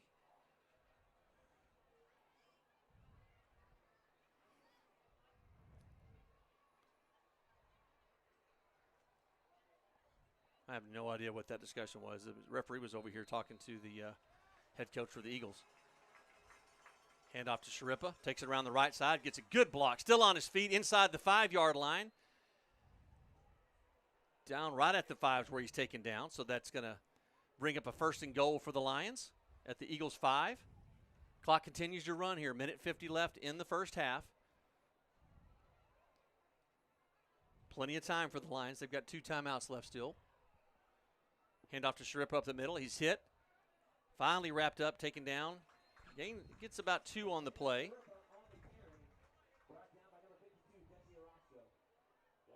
Number 52, Jesse Orozco on the tackle for the Eagles. What a great pitching career he had for the New York Mets. I think that's a different guy. Oh. I'm not sure. Second down and goal from the 4-yard line. Sharippa and Jace Walker in the backfield, flanking Austin Cosby. Jacob Montez here on the near side, 2 receivers on the far side. There's a handoff to Mateo, and he's hit pretty quickly, Jack. Maybe gets a gain of 2 on the play. It's going to take it down to about the 2-yard line. So 3rd down and goal from the 2. Big Clock's play. still going. I don't know why. Maybe kind of gather our thoughts a touch, but Actually, the Lions have all 3 timeouts. The Eagles were the ones that took that last timeout earlier. So the Lions have all 3 timeouts. 38 seconds. You don't want to leave any time on the clock for Mosley, that's for sure. Plenty of time here for the Lions. 30 seconds left here in the first half. Cosby rolls to his right. A pitch to Mateo. He's going to get in the end zone. Touchdown, Lions. No flags on the play. interesting play call there. We've not seen that this year, Jack. That little Nope. quarterback option. Yeah, Austin definitely sold it as a quarterback run, and I noticed to Mateo to the outside who took it home. I noticed on the second down play, it looked like that if you kind of play action fake that Sharippa down the middle, that run around the corner was wide open. So maybe that's kind of what they saw, I guess. Thomas Sudnall on to attempt the extra point. 26 seconds left here in the first half, so the little knuckleballer gets through. Not the prototypical end-over-end kick that we see from Thomas Sudnall. Nobody remembers how it went through. It just got you 1 point. See the replay here, Jack, is Austin had, again, look, he did it. He held on to the ball for the last minute, pitched it out to Mateo, who scoots around the end in there for the score. It's a great run by Mateo Sharippa. 28-21. Lions will get the ball back to start the second half. But again, Jack, first things first, you've got to contain Trey Mosley. Jack agrees with me. Thank you, Jack. Hard hitting commentary there. Appreciate it. Checking some scores. College football. Louisville 17, Miami 10. Ooh, that's interesting. Preston Wood up over Legacy Christian 28-7 in the second quarter. Bishop Lynch over Nolan Catholic 20-3 in the second. Grace Prep and Brook Hill underway. Why can't we play Brook Hill? They were in our district a couple of years ago. Here's Thomas Hudnall. Can't imagine they're going to kick it deep. I don't know. Trey Mosley's not back there deep. We'll see what he does here. Kick along the ground here. Oh, they're going to pop it up. Kind of a high kick, taking it about the 16-yard line. The exact kid that you want catching that ball. Yes. Number 12. I don't know who that is, but it's not number 2. That's all I know. Brady Eldridge, senior, wide receiver, cornerback. Okay, now this is really important, Steve. 22 seconds. Really got to wrap up. Yep. Critical that you hold them here. You want to get the ball back. What I would do is to wrap up and kind of lay on top of them for a couple seconds as well. Let that clock run. Paris still up over Liberty 28-7 in the second. You know, that is an absolute heavyweight fight going on there. FWC has tied it up against Midland Christian at 17 all at halftime. That game in Midland. Huffstetler under center. He's going to take a knee. That is shocking. I would hand it off to Mosley. Just absolutely run. Why not? Shocking. Why wouldn't you hand the ball off to Mosley to see what you get? I am dumbfounded. I am absolutely dumbfounded you took a knee there. That makes no sense whatsoever. Well, that's going to take us to halftime. Well, I don't know what's going on here. They're calling everybody back. They're going to toss it out. And I think I'm at a complete loss. So, they're going to the locker rooms, and that's going to be it. We'll keep it here for just a second. I don't know if the Lionettes and the Grapevine Faith Lions cheerleaders are going to have an opportunity to perform. It is it is homecoming, as we mentioned, here at Southwest Christian. I don't even know if they've mentioned that Grapevine Faith is visiting. Normally they'll be like, hey, welcome to our visitors, and we haven't heard that. So we'll see if they give the Grapevine Faith an opportunity to do anything. Yeah, that was a really interesting end to a very interesting first half.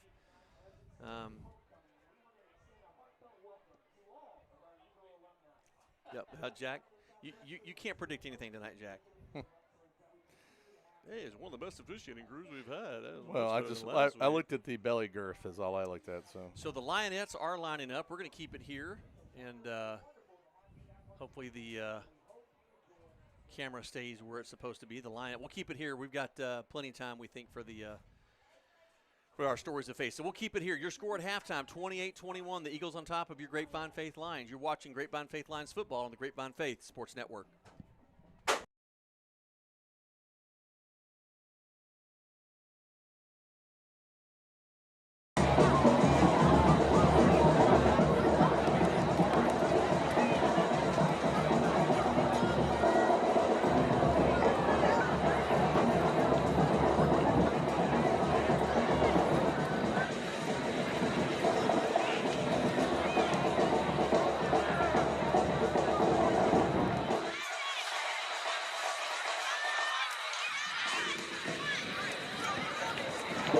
Under the direction of Hannah Pretendant and Gabby Robles.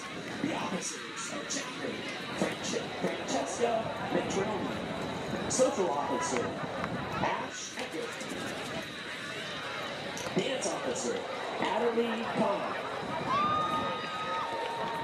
Captain, Ruby Clark. And the Lionette of the Week is awarded to Charlotte West. The Lionettes will now entertain you with their Streamer Jazz routine.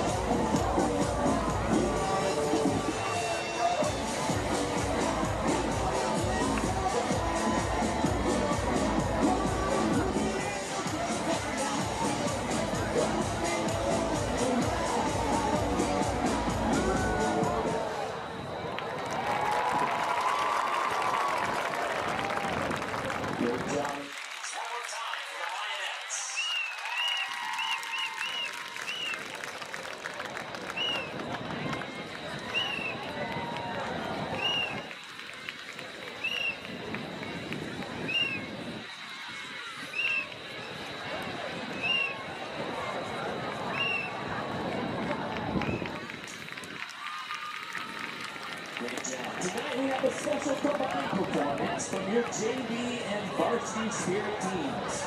At this time, please welcome the 2020.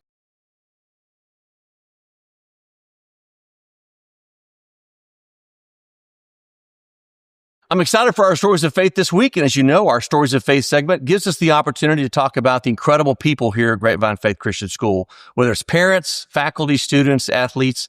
It's really the people here at Grapevine Faith that make it so unique and so special. And this week, I get the opportunity to sit down with Elvis and Avi Gallegos, Grapevine Faith parents, but they're also on staff here. So a lot to get to, but we love getting to tell the story. So thank you guys for sitting down with me. Thanks, Steve. Yeah. Well, Elvis, I'm sorry. As you know, it's always ladies first. So I'm gonna let Amy go first. Amy, I'll start with you. Tell us a little about the Gallegos family. Goodness. So our family, we started, 2007 is when we got married. And then about 3.5 years later, we had our first child, Mateo, who is a current 8th grader here. Then we have Levi. He's in 7th grade, 12-year-old boy. Rambunctious boy. Love him. And then we have a couple of those. And one of them's our girl. Our 10-year-old, we have Abel, And then we have Jolene, who is 7, and she's in 1st grade. And so 4 kids at home. Oh, and our dog Lulu. Yeah, we got a new puppy this year. That's been awesome. There wasn't enough going on around the Gallegos house. She needs to add a puppy into the mix. Yes. Yeah, we thought, why not? Why not? Yeah, throw them in. Yeah. Well, Elvis, I'll turn to you. Tell us about how you and Amy met, and then kind of what your career, kind of how that progressed after you guys got married.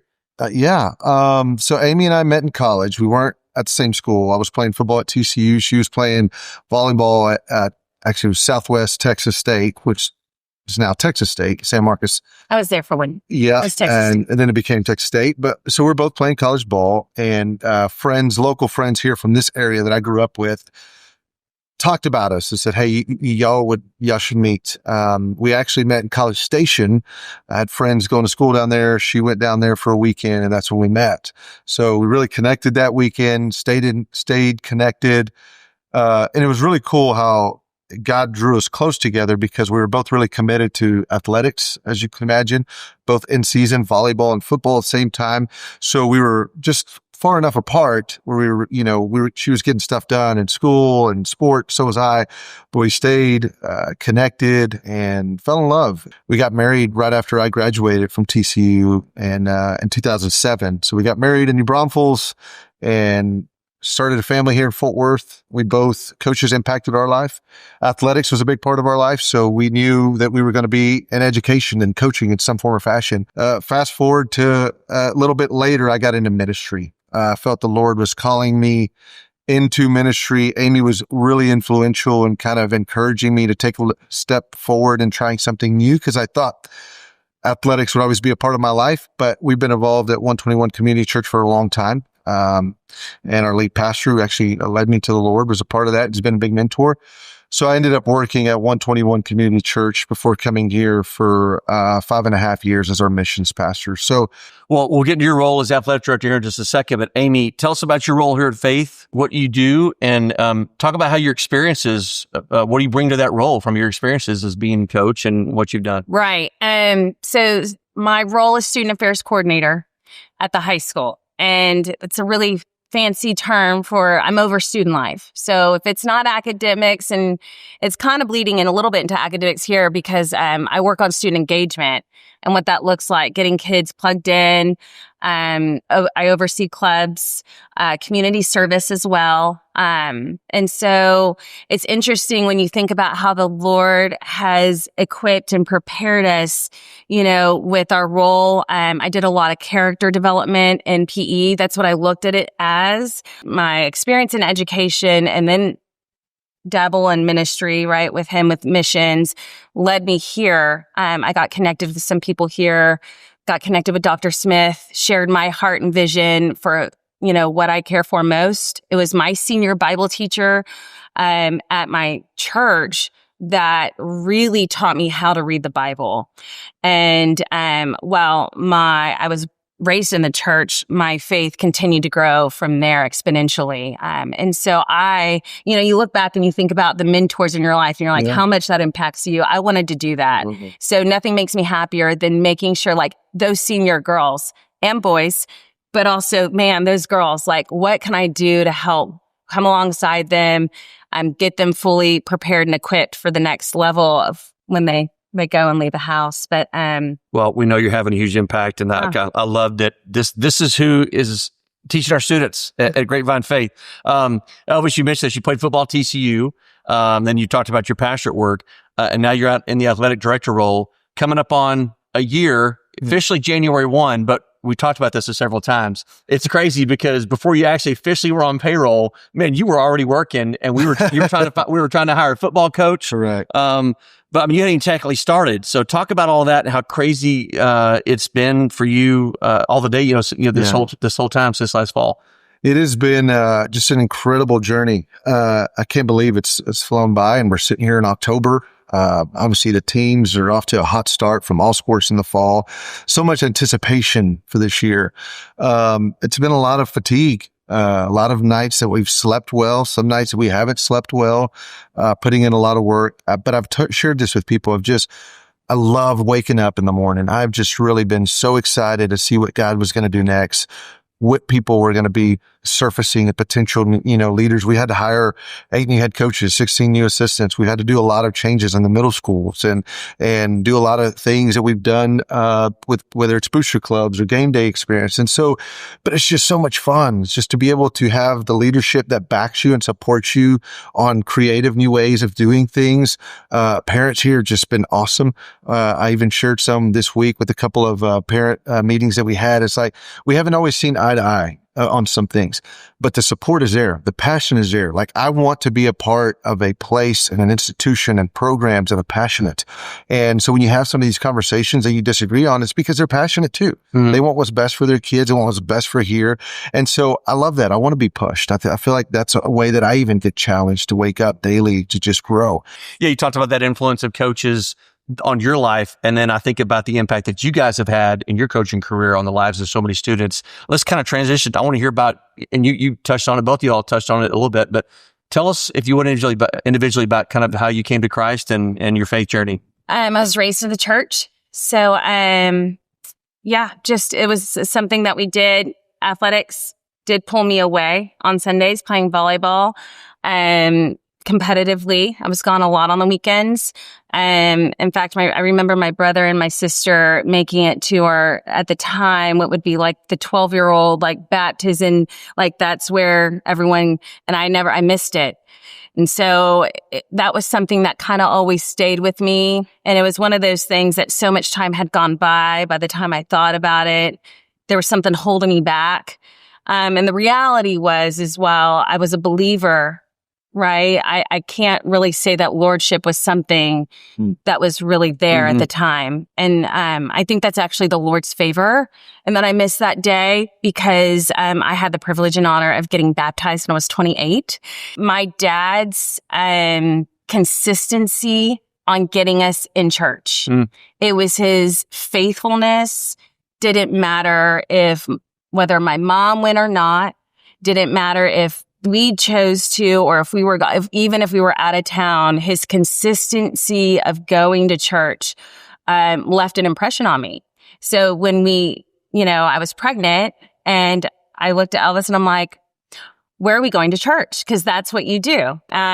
Yes, it's also, I think a typical Texas, I feel like the conservative Bible Belt response of like, we have a family, now let's go to church. Right. But it was just ingrained in me. Like, this is what we do. And so we found a church, 121, and Ross had made an impact on both of us. And I remember him giving a specific Sunday message on baptism. They get emotional. Yes. And so I call my dad. And I was like, I'm done worrying about what other people are thinking. And I think, I was just so anchored on like other people's opinions and perceiving me as, oh, she's just now loving Jesus. Like, oh, she wasn't a believer before, which to me, I just wasn't ready. That's the wrong thing. And so I just said, yes, let's do this. It's not for me. It's not for them. This is purely for the Lord. And so I did. And I think that was a big turning point for me. I know it was a big turning point. And we talk about this at retreat, how it's moments, right, where the Lord reveals himself and sanctifies us in our walk. And we just grow closer to him in these moments. That was definitely a moment. The other moment, which he'll speak more on, was when Elvis gave his life to Christ. And that was probably about 5 years later. And that moment, I didn't realize I'd been praying for him. And the Lord's like, oh, you're funny. No, Amy, I'm going to do a work in you. Right. Aren't you glad that his ways are not our ways, right? Oh, man. Yeah, for sure. Well, so here's talk about the power of a praying wife. Elvis, that's a great segue into your faith journey and how you came to the Lord. But family grew up Catholic, as we kind of went on Sundays. And I knew of Jesus.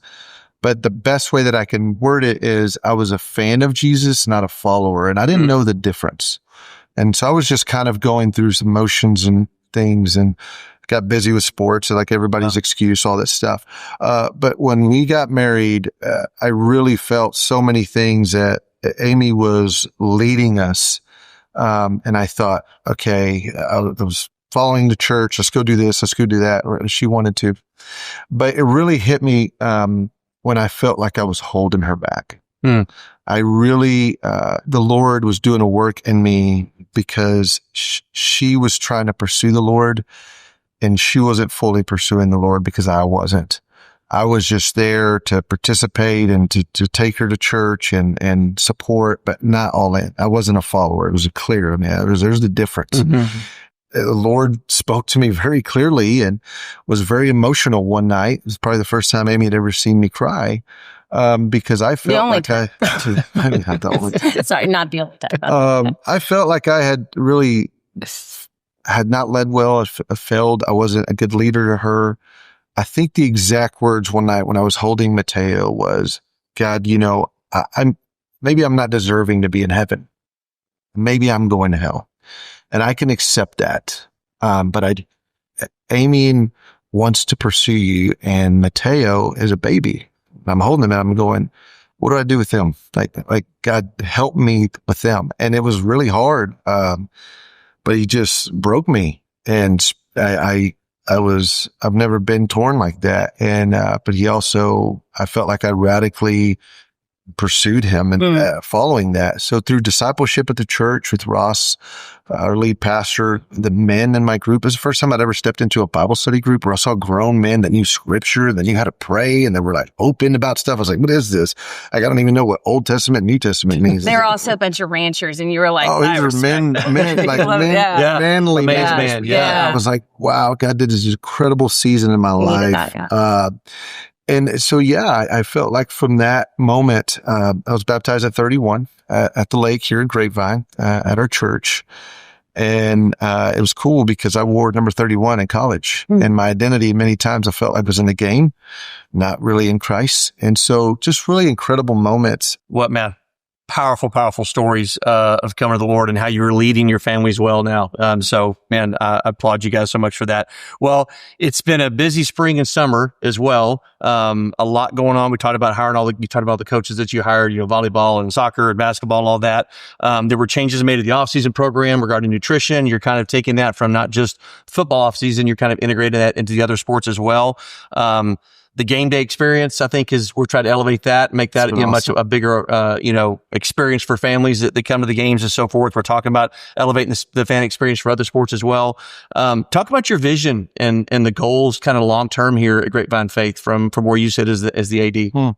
The way that I've talked to parents about what we can build here is 4 key things that I'm anchored in. And number 1 is we want to build an environment that allows kids to play free, to play fast, and to not be afraid to fail. If they're going to fail, we want them to fail under godly leadership. Someday they're going to be in the world, in the corporate world or wherever, and they won't be under godly leadership, but they'll know how to respond. We want this to be a safe place to make those mistakes. Let's work through that. I think for us also is to give them the best experience we can. Like, why not make it as enjoyable of an experience? Now, that happens when they know that there's people that love and care for them, that are going to challenge them, like I was talking about earlier, that Amy does, but also somebody that's like, there's purpose to why, what we're doing. Like, you're going to glorify the Lord someday in some form or fashion. Maybe sports, it may not, but you'll have a platform. Right now, you may have a smaller platform here, but we want to give them that experience. When they look back, it's like, that was a key moment in my life. There was key people in my life that I remember. We want them to come back as well. You saw just homecoming. I mean, the crowds that was here, the people, like, this is home. We want people to remember their time. I also feel like we can win at the highest level. Like, I think we can compete for state and district championships. We can pursue excellence. We can do that. But probably the most important thing is we're not going to compromise who we are. We're going to stand firm to truth. This place has been a blessing to this community, to so many families. I want to come in on what God's already doing, not change that. Like, we are going to be anchored in truth, in His word, and the mission matters most. The mission of the school comes first. Athletics does not come first. It's the school, the institution comes first. And so when we come alongside that, when we think about those 4 big rocks, I think that the vision of the program is it can be whatever God wants it to be. We'll be at peace of how big He makes this or not. But like, if those are the core 4 things that we focus on, I do believe we will develop and grow authentic Christian leaders that will go and impact the kingdom in powerful ways around the world. So, yeah. Well, that's what we're about, right, as a school. Yes, sir. So Amy, with the chaos of all that you guys have going on, both working, I'm sure there's some working moms that would be encouraged by how you kind of hold the fort down, because Elvis, he's traveling for TCU games. He's got all the responsibilities. You've got to get kids to practices, and it's a lot going on. So how do you balance that family with all the responsibilities that both of you have as staff members here at Faith? Oh, that's a good question. I get that a lot. How do you do it? And I say, I don't. I don't. I don't think we would be able to survive, maybe even thrive, if it wasn't at Grapevine Faith, to be honest. I know that the Lord could do, yes, a work in that too, but it's the community of faith. It's everyone, I hear this a lot, and Miss Kirchhoff and I were just talking about the different bodies, different parts of the church, and that's what it is. It's people coming together, and just, you see it out there, and it's a beautiful thing. Well, both Amy and Elvis have said it. It's the people here at Grapevine Faith that make it so unique and so special. If you'd like to find out more information about Grapevine Faith, you can visit us at grapevinefaith.com to get that information or to schedule a visit here on campus. Elvis and Amy, I'm so full today after this visit. I'm so thankful, not only for just your testimonies, but the impact that you're having on the lives of the students and the families here. And so we're better because you're here, and we're so thankful for you. So I appreciate the time, and we love getting to tell your story. Thank you, Steve. Thank you for having us. This is Thank you. Well, that's Student Affairs Coordinator Amy Gallegos and Athletic Director Elvis Gallegos and Faith parents here on this week's Stories of Faith. The second half of your Faith Lions football games coming up next right here on the Grapevine Faith Sports Network.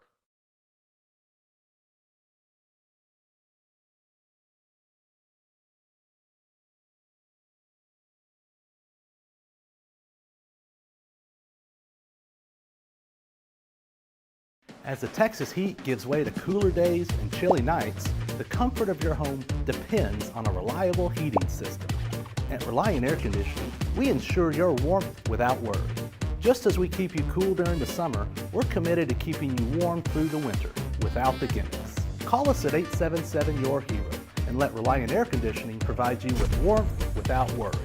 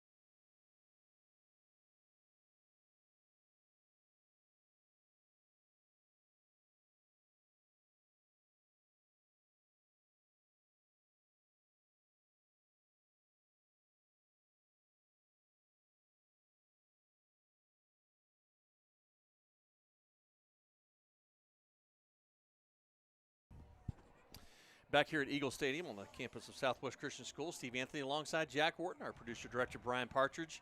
Score at halftime, the Eagles of Southwest Christian up 28-21 over your Grapevine Faith Lions. Jack, not surprisingly, the story of the night for the Eagles has been Trey Mosley. You know what? He had a pretty good first half, but I felt like we kind of controlled it. He had nothing but big runs. I mean, his success was big runs. On the short, we were able to stop him a couple times. Just two big runs out of him, then kind of put us behind the eight ball. Well, the Lions Three had big runs. Sorry, Steve. Three big runs. The Lions had opportunity. They got two turnovers, forced two fumbles, and couldn't do anything with them. Had to punt on both times, and they actually gave up a fumble themselves at their own 35. And the Eagles took advantage of that and scored. So, well, that's the other thing. They gave up 2 fumbles, and we did nothing with those, and that's going to hurt you in the end. Yep. The Lions will receive the kickoff to start the second half. Coach Blair and Coach Randall, I think, over there talking to the officials, explaining to them what a whistle is, what a flag is, how it's used, what offsides means. When you go out of bounds, you stop the clock. So, a few scores around the Metroplex, some big games going on.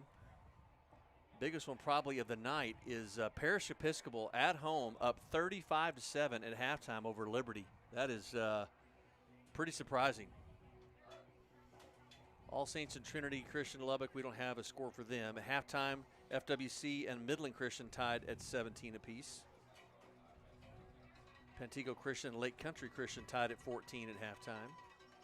That's kind of we got a better little start than anybody else in the league, I think. We got smoke and a blow up. They've just got a blow up. Yeah, we do. Yeah, we got the real deal, don't we, Jack? Roman Fuller, Coach Fuller's son, is watching tonight. Let's go, boys. Lion fight never dies. Thank you, Roman. You're having a great senior season at Colorado Pueblo State University, Pueblo. Pueblo, thank you. Home of the Thunderwolves, Steve. The Thunderwolves, yes. He has not seen what he's going to see later on the season against those Ore Diggers of Colorado School of Mines. Wait, is it Ore Diggers or is it the Burrow? Blaster is the Bucky, Burrow, Blaster and the then Burrow. the mascot or the nickname is the Ore Diggers. One of the 10 mascots they have don't at Colorado have 10 School mascots. of Mines.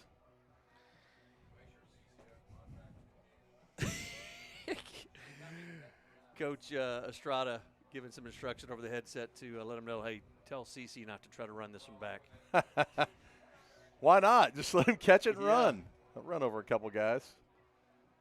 If you missed it, Jacob Montez had a 95-yard kickoff return for a touchdown in the first half for the Lions, and the Eagles very quickly after that got smart and said, we're not kicking to him anymore.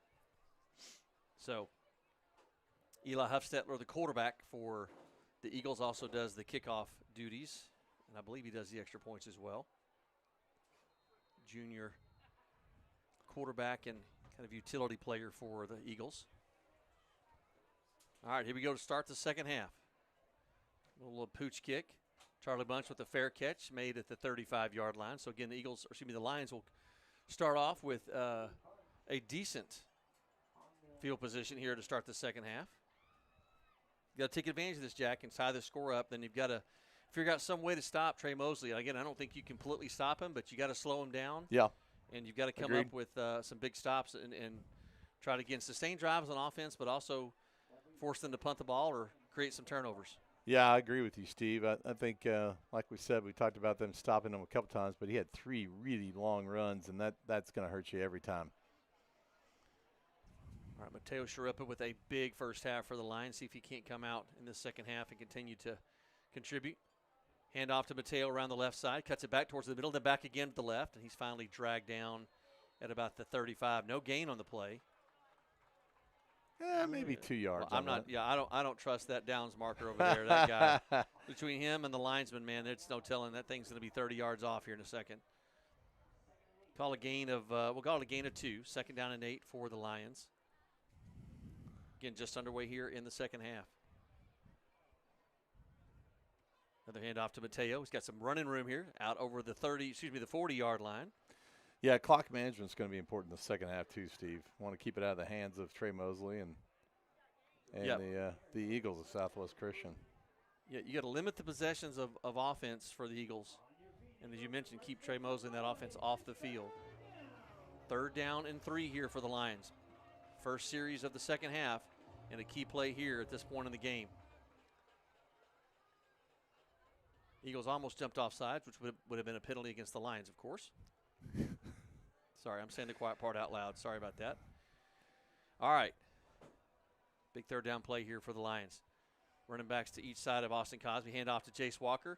Cuts it up the middle. Shifted a little runner. He's out close to midfield. That's going to be a first down. He gets out to the spot at the 48. So forward progress takes him to the 48-yard line. That's going to move the chains. And another, say it for me, Jack.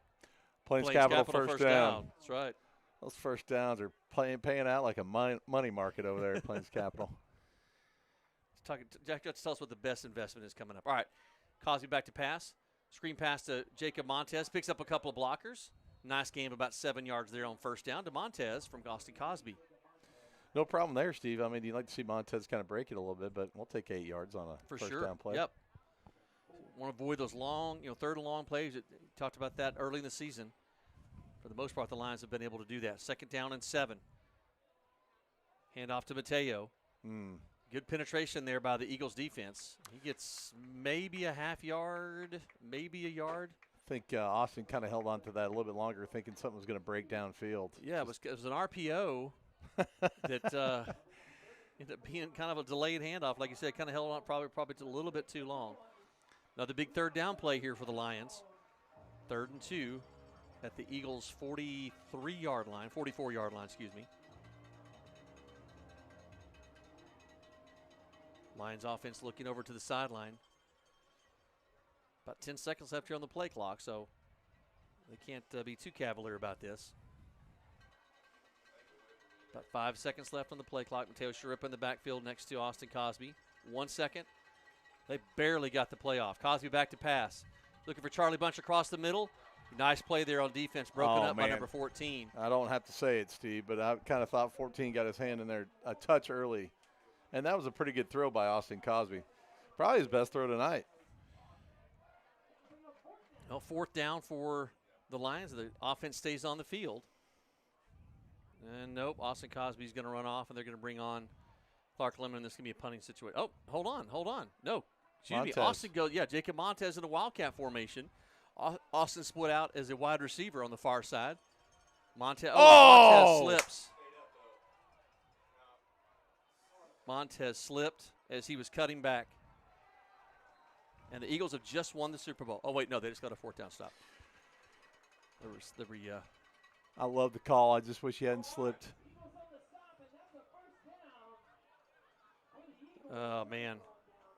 Yeah, the offense is out there, Jack. They're talking to the officials who, oddly enough, are having to get together and figure out what the heck is going on.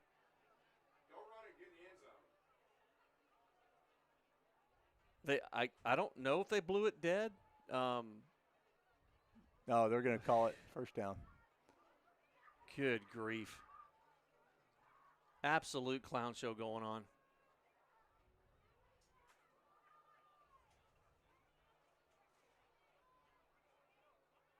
Makes you ever wonder if these guys ever get together, of their supervisors and look at these game tapes of these refs.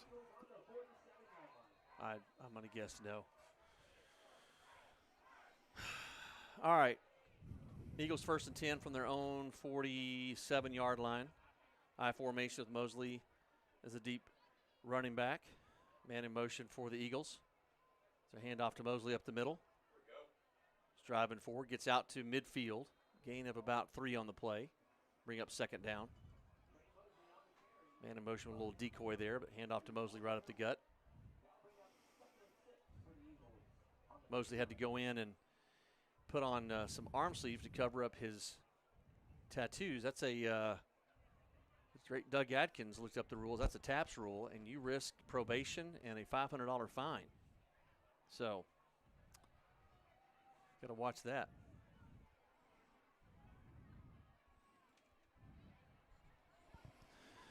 All right, man in motion here again for the Eagles. Pitch to Mosley here on the near side. Good play there. Great, nice play. Oh, he's still on his feet. Holy cow, I thought they had him taken down, and he's still driving. Mosley is such a strong running back. He's out close to the 45-yard line, so gain of another, call it 4. Yeah, not really a tremendous pickup, but he just kind of kept on going after I felt like we had no gain. One of their guards came tumbling down, and I thought that was Mosley, but he was still driving. So 3rd down, I would suspect this is 4-down territory for the Eagles. 3rd down and 3. They need to get to the 43.5-yard line or so. Mosley in the backfield. They're going to give it to Mosley. Shocker, there he is around the right side looking to pick up some blocks. Waits, cuts it back. He's got the 1st down and then some. There's a good opportunity to throw a flag on that kind of play there, Steve, and I didn't see one, but no, I don't necessarily know there was a hole, but I'm just not going to happen. It's usually a pretty good spot where holding does occur. Nope. not going to happen. Not going to happen tonight. Yeah, I talked with Coach Fuller after that All Saints game, and there's some things they can do. Again, no crew's going to be perfect, but you got to improve on what you're seeing, and using a different chapter will go a long way in doing that. So hope these guys are enjoying their time calling line football this year. This probably be a last for them. So I don't think they're using the headsets either, Jack. They weren't able to. I don't see them talking into walkie-talkies or anything. So that's why they've had the several conferences. There's Mosley, handoff here on the near side, cuts it back, That's a breaks hold. the tackle. Yeah, yeah. There's a penalty. Oh, there's Yeah, a penalty flag down. I am shocked.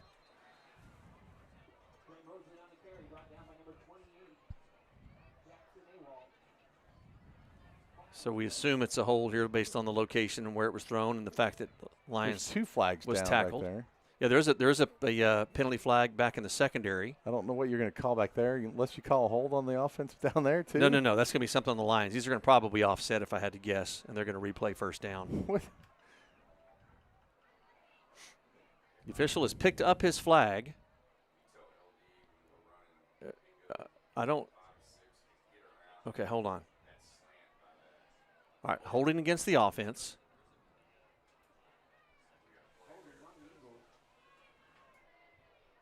Eagles want to know who that was on. I'm not sure what that. Yeah, there's still a penalty marker down in the secondary, Jack. How can it be? It looked like he motioned pass interference. I'm not really sure how that could even be. Well, if he running was the ball. No, he indicated holding. What he was telling them was like number 44, number 88, or something like that. I can't remember. The back judge, he's still writing down something, and his penalty marker is still down at about the 25-yard line. So if he picks it up, he literally just stepped on his flag. There we go. That's weird. Oh, my goodness. That's the umpire's flag from back there. Maybe it just fell out of his pocket. We're not sure. Okay. Yeah, we don't know. We don't know. They don't know. So here's Huffstetler in the shotgun for the first time tonight with Mosley back behind him. 1st and 20 for the Eagles. Man in motion here. Back to pass. Good protection. Huffstetler's chased out of the pocket. Thrown, complete. To number 5. Breaks it to number 6. Breaks the tackle inside the 40. Nice tackle there. Yep. Charlie Donovan takes down the receiver.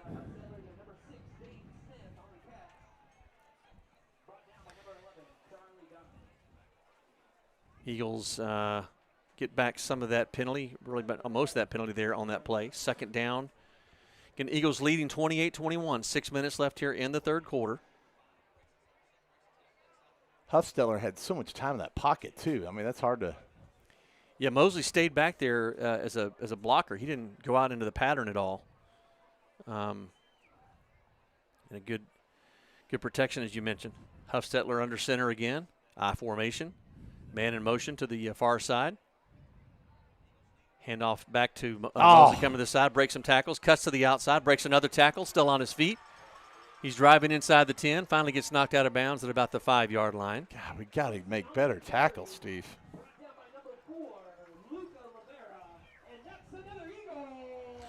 First down for the Eagles. It's going to take it inside the 10. So 1st and goal, and they mark it at about the 9-yard line.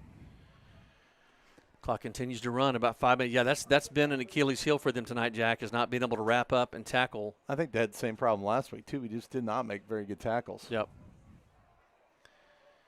Well, you've got to make tackles. You've got to sustain drives. You've got to take advantage of turnovers when you get them. Lions trying to match up after the substitutions by the Eagles. There's an inside handoff to the fullback. Dives forward for another couple. That's number 9. They do a really good job of getting kind of extra. Oh, there's a flag down now, Steve, after the play. Is that a late flag coming in there? Late flag, yep. I think that's going to be against Southwest Christian. See what the indication is. Personal foul, face mask against the Lions. Nope. You better believe it.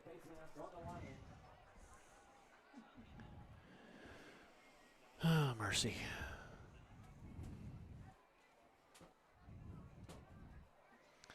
Boy, you just can't keep shooting yourself in the foot, Jack. Yeah, I think Mr. Saxon from my 7th grade football team would be standing up calling the refs, telling them to call it both ways. Refs. Yes, the infamous call it both ways.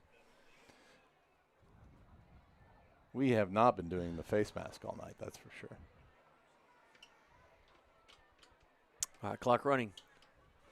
Or actually stop right now. It's 4:36 left here in the third quarter. Eagles leading 28-21 and threatening to score here again. Lions have just not really. They put 21 up on the board. Now, one of those was Jacob Montez's kickoff return, Jack, but it just the offensive seemed out of sorts tonight. Really haven't been in any sort of rhythm. Absolutely, I agree. I formation, or sorry, split eye. Yep. Trey Mosley Nope. handoff. He's into the end zone for a touchdown. Never touched. Yeah, if you're Southwest Christian, you hope and pray that nothing ever happens to Trey Mosley because that is your entire offense. I think too, that line offensively is a lot better than I would have given them credit for coming into this game. They've done a great job against our D-line. And I think our D-line's been playing pretty good this year so far. Yep, the first 5 games of the season, defense really stepped up, and I agree they improved. And then, of course, you hit a buzzsaw in All Saints last week. But Southwest Christian, yeah, they're getting it done. Again, Mosley's just a steady diet of Trey Mosley. Don't really need anybody else. I'm sure why they give the ball to anybody else. Surprised they didn't try to run the ball there at the end of the first half. Need a little energy here, Steve. Extra point attempt is good right down the middle. So 4 minutes, 14 seconds left here in the third quarter. And your Lions trail now 21-35 against Southwest Christian. Oh, man.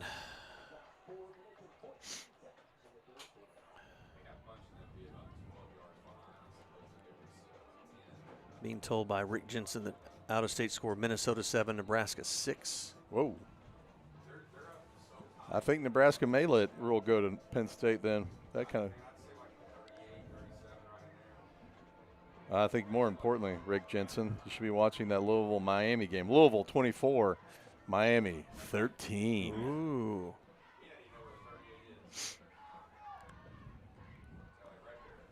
Barry Irwin listening to us on the broadcast, too. We didn't give a shout out to Barry. Thanks for listening, Barry. All right, here's Eli Huffstetler to kick it off. Assume some sort of little pooch again. Sure enough, it is. It's going to land about the 25. Charlie Donovan picks it up, cuts to the far side. Go, Charlie. Stiff arms one, looks cut back. No block in the back, yeah. Yep. Oh, he ran right back into a defender.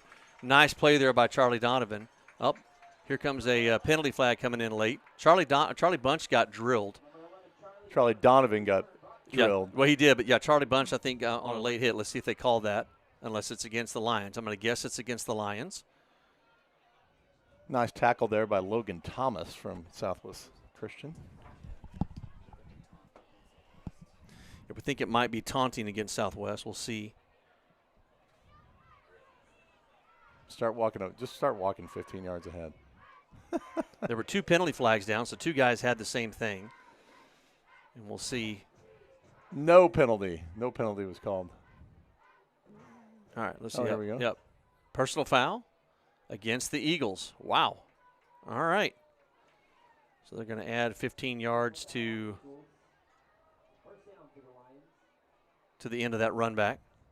Yeah, Charlie started going to his right, cut back towards the middle field, then took a hard left, then took a hard right turn back and ran right into an Eagles defender. Yeah, Logan Thomas. Nice tackle there, though. He was like, what are you doing? Thanks for coming back. Charlie, I don't think Charlie saw him at his peripheral vision when he turned back to his right, and he was right there. So, all right, 1st and 10, line start inside of Eagle territory. 4 minutes left here in the third quarter, plenty of time. Lions down 14. I hate to state the obvious, but we got to score here, Steve. That's a hold over there. Pass. There's flat. Oh, I keep seeing the ball go up. Yeah. There's balls flying over off the baseball. This is an interesting setup here they have at Southwest Christian. The baseball field is on the other side of the visiting stands. So the visiting stands is basically sitting right over kind of the shortstop position, kind of right behind second base of the baseball field. And so the football field is actually the outfield for the baseball field. It's they kind of combine both. Hand off to Mateo. Runs hard. Oh, he's tripped up. Good job there. Tackle made. Again, low. Got down low, but number 9. Poor Luke. Yeah, Luke Davis kind of missed a block there, but can't blame him that much. 3rd down and 10. Again, the Lions just really, first half they had a couple of good runs by Mateo. You had your big kickoff return by Jacob Montez. You had a couple of wide receiver screens to Mateo. I hate to say, Steve, this is probably 4-down territory, so. We'll see what they dial up here. Chase Walker, Mateo, flank Austin Cosby. Back to pass. He's looking for Jacob on the far side. And, oh, there we go, yes.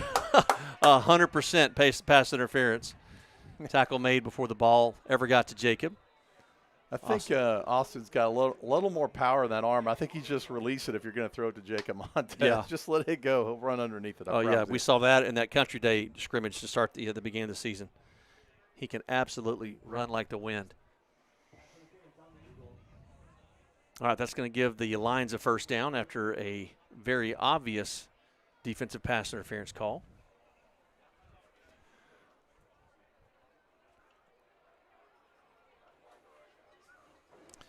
So 1st and 10 from the Eagles 34.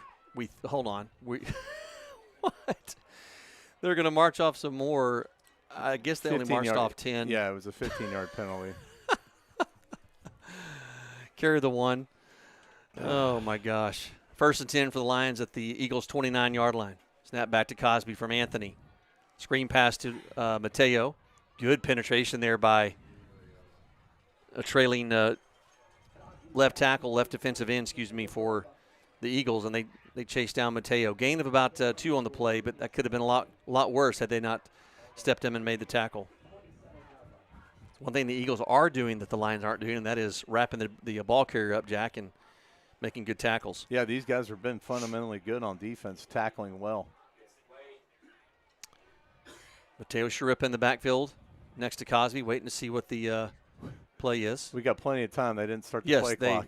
Play clock was set to 40 instead of 25. So here's Jacob Montez on an. Oh, gosh. The ball is blown dead. Fuller called a timeout. Yeah, Coach Blair is not happy about something. The Lions offense just a little bit out of sorts tonight. He's a yard behind that marker. I don't know which guy. Okay, he's got the right mark, but that marker across the way has got the wrong spot. Jack, it reminds me, you've seen the video of the guy that, it's like down around like the 5 or 6 yard line. I forget, Missouri or somebody. Yeah. And the 5 down? Yeah. The 5th down against Colorado? No, not that one. It's the one where they get the chains out, they measure it, it's short. Oh. The referee picks the ball up and puts it in front of the calls it the a first chain, down. calls it a first down. I mean, it is just comical. Oh, my gosh. And I don't know who that young man is that's running that down marker, but he may have made a stop on his way in tonight. I mean, I don't know. Maybe he got into the communal wine. I don't know.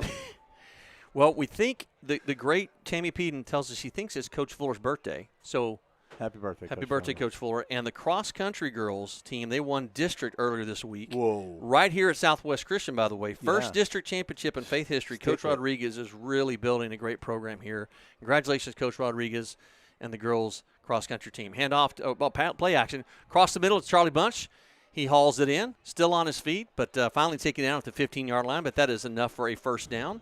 I did get slightly distracted. There's a tripod cheerleader thing over here, and I swear to God that girl was about to fall over and hit that fence right in front of me. Lions just get inside the Reliant Air Red Zone. If your house is in the red zone because your HVAC system's on the fritz, call Reliant Air Conditioning today at 877-YOUR-HERO. That's 877-YOUR-HERO. Also Plains Capital, first down. Yes.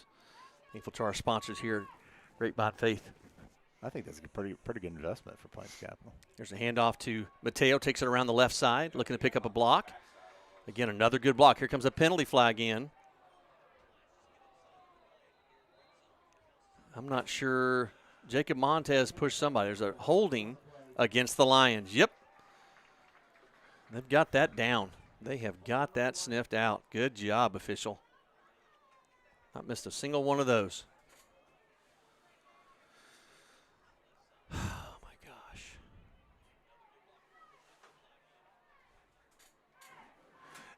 gosh. This game, it seems like Sharip hasn't been able to get that outside edge as well as we blocked from previous games, I don't think. And that's kind of shut down that, that kind of 5-10 yard gain off of that play. Moves the ball back to the 26-yard line. 2nd down and 20. Shrippa, the single setback behind Cosby.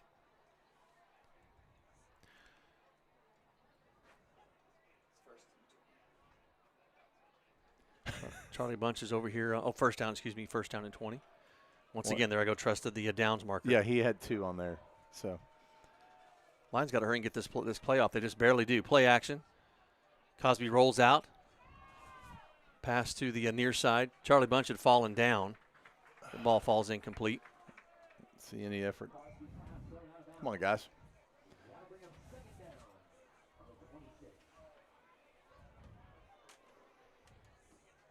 Seem just like you've said it before. They seem just to touch off on the offense. Snaps don't seem as crisp going back there. The play call. Hey!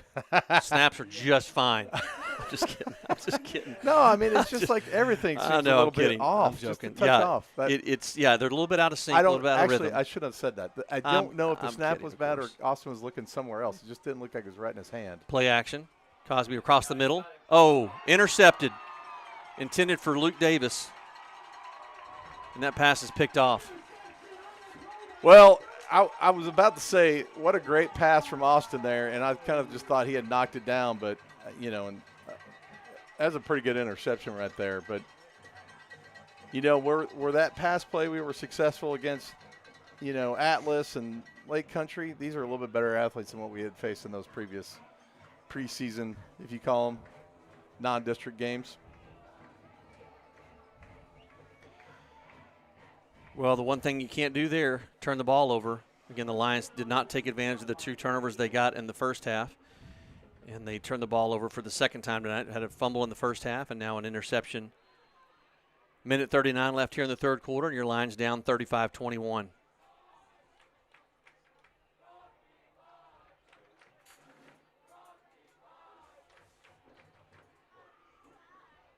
Some classy students at Southwest Christian with a couple of really good chance over here. Mosley in the stand in the end zone. Play action pass. Here's Hustetler. They have a man wide open. And Charlie Donovan's probably going to chase him down. He slips a tackle, still on his feet, finally taken down. No flags on the play, and that is a huge gain. Absolutely blown coverage there. And he was wide open, Jack. I mean, there wasn't a guy within 20 yards of him.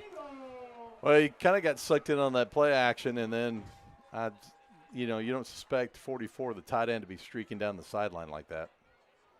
Charlie Donovan was showing some nice speed, tracking him down a little bit. Charlie did a good job and slowed him down enough for Cannon Hunter to come in and finish him off, but not until the Eagles have a huge gain and get out of the shadow of their own goalpost. They were at their own 5-yard line after the interception. Well, we turned it over. They can turn it over too. No doubt. So for that, 1st and 10 for the Eagles at the Lions' 23-yard line. Pitch to Mosley. Driving. Cuts to the outside. He's going to be in the end zone for a touchdown. He broke 3 tackles, Steve.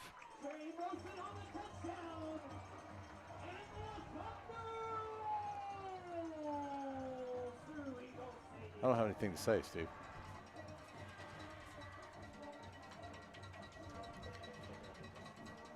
Well, we talked about the importance of this game, Jack, coming out of, Tammy Peden. I'm not sure what the chant is. It's not. They're not cheering on their own team. I'll say that. I just said lucky spot is what I heard, but I don't know what they were saying. I think they said Austin by or something like that. In the fourth quarter, Midland Christian up over FWC 24-17.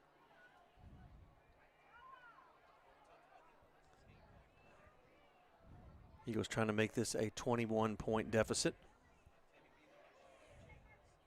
Make sure you're down, have a hand on the ground so you don't get called a penalty. If you're the line, we had a mysterious penalty last week against All Saints. Prestonwood up over Legacy Christian 28-10 in the third quarter. In the third quarter, Parrish up over Liberty 35-7. 2 heavyweights there. Lions next week, back at home against Trinity Christian out of Lubbock. And then they're on the road against Midland Christian in a very important district game there, Jack. This game is not over by any means, but you've got a 21-point deficit, and you've shown no ability to stop Trey Mosley.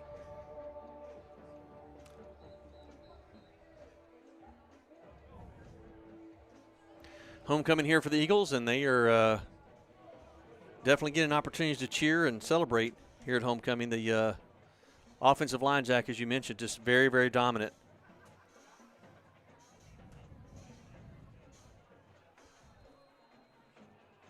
I'll probably need to get a quick score here, Steve. Kind of get him back in this thing.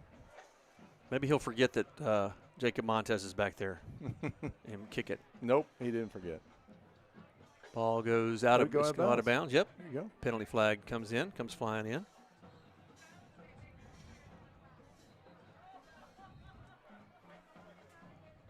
We have the officials down on that back side over there, Jack. I don't know what happened to him. Hope he's okay. Yeah, he got, I don't know if, it wasn't even really near the play, Jack. I don't know if he got tangled up with somebody on the sideline. Yeah, that's odd. He's like the ball went out of bounds at about the 15-yard line, and he's back at about the 5, and he's off. He's on the sideline. He's not even near. Well, he's near the field of play, but he's not on the field of play. Yeah, and I didn't even see a player down that far either. Yeah, exactly. The players got, and once it went out of bounds, everybody just kind of stopped because they knew it was going to be a penalty. And I don't know if he got tangled up with a ball boy or sideline. Maybe there's a cable or something. I have no idea. I don't know if he tripped or got somebody. I don't know what happened. We'll get Brian on that, see if he can figure out what's going on.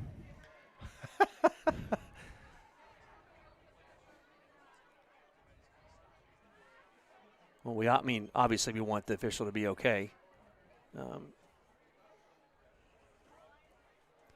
Doesn't seem like they're moving with such urgency. I think he just fell down, but I hope it's nothing worse. Oh, Barry says he got drilled by the kicking team, number 44. Huh. Yep, Eagle player ran into him, hit him high in the head. Oh my goodness! So that's several of our viewers are catching that. Sorry guys, we didn't have it on the replay here. Try to run this back, Jack, and see what happens.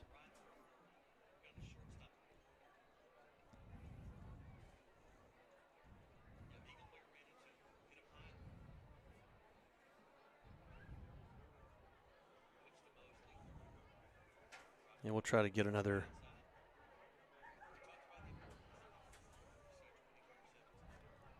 They're still tending to him down there. Yeah, I'm rewinding the YouTube feed here, and we'll see.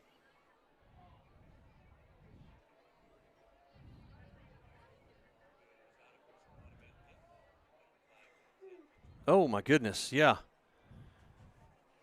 He got drilled by this player. Watch him. He's going to go down. He's pushed out of bounds and hits him. Golly, the kid didn't see him or what? I don't know. But he did get hit in the head by the helmet of the Eagles player. Definitely not intentional, but it was a hard hit. So, but I'm praying that official's okay. Dallas Christian over Shelton 63-7. That's a final. Big district matchups tonight. And he's up. He's up. I don't know if he's going to continue or not. If they're going to just keep going with the 4-man crew. Let's see what being attended to.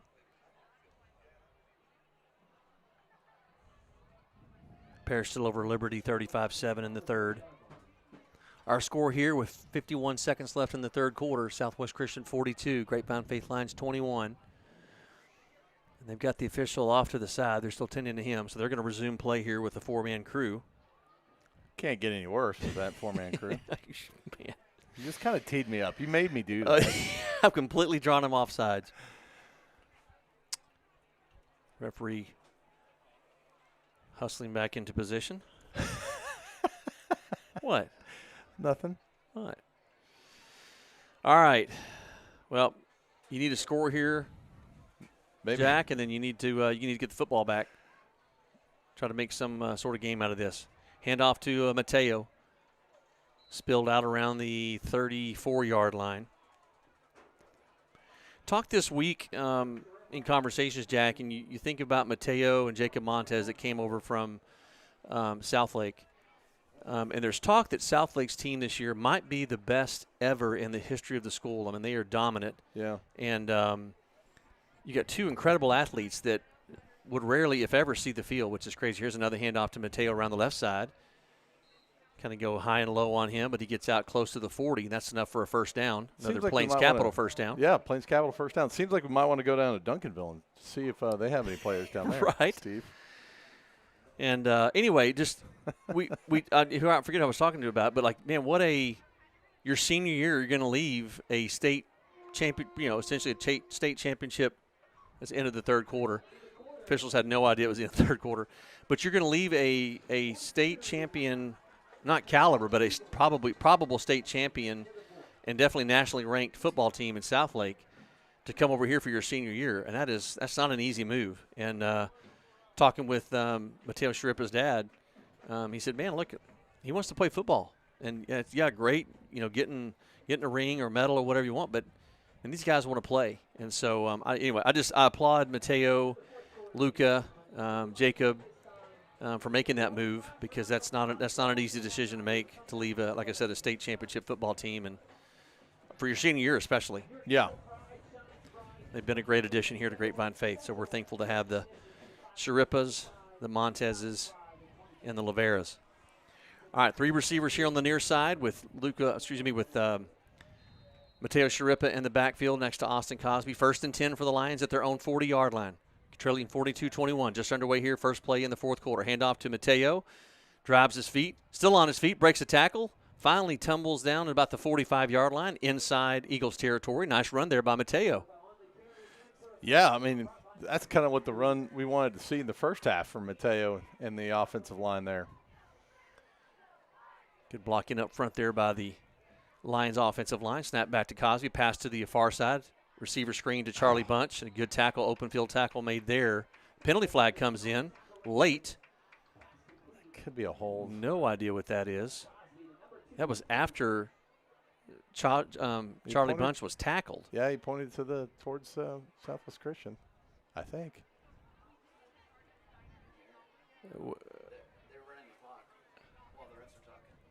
The clock is running. Clock continues to run here, and it shouldn't. There's a 21-point deficit, not 40, so the clock is running. Yeah, trying to get them to stop the clock, and they finally do. Aaron, that was about 20 seconds off the clock. So this is a personal foul call, but we don't know. There was no indication from the referee, so we're left guessing, much as they are, of what happened.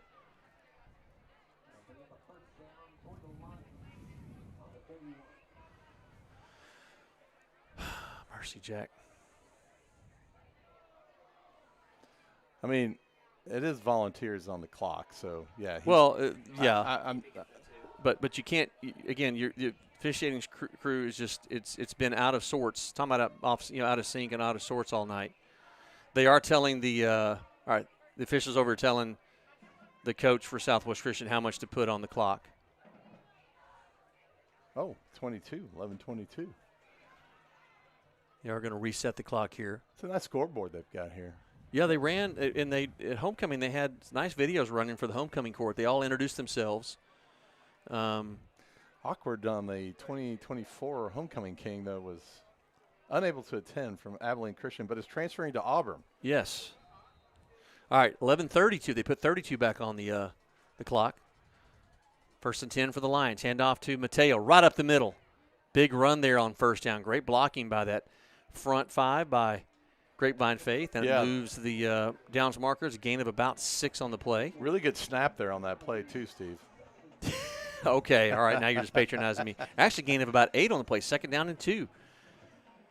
Cosby back to pass. Oh! He's got a man open, wide open. Luke Davis, touchdown Lions. Good for Luke Davis, man. That kid's put a lot of energy into this program, and man, that's great. And he was wide open from the beginning. Yep. I don't know if you heard me say. Yeah, Austin did a great job of selling that wide receiver screen that they've run a few times, and that set that up perfectly. And Luke was wide open, sneaks behind the defender. All right, so you're saying there's a chance, Steve. Yeah, you're down. See, if you make this, you're down 14. That 32 seconds is going to mean something later in this game. You think? Let's hope so. Do. Let's hope so. Thomas Hudnall on to attempt the extra point.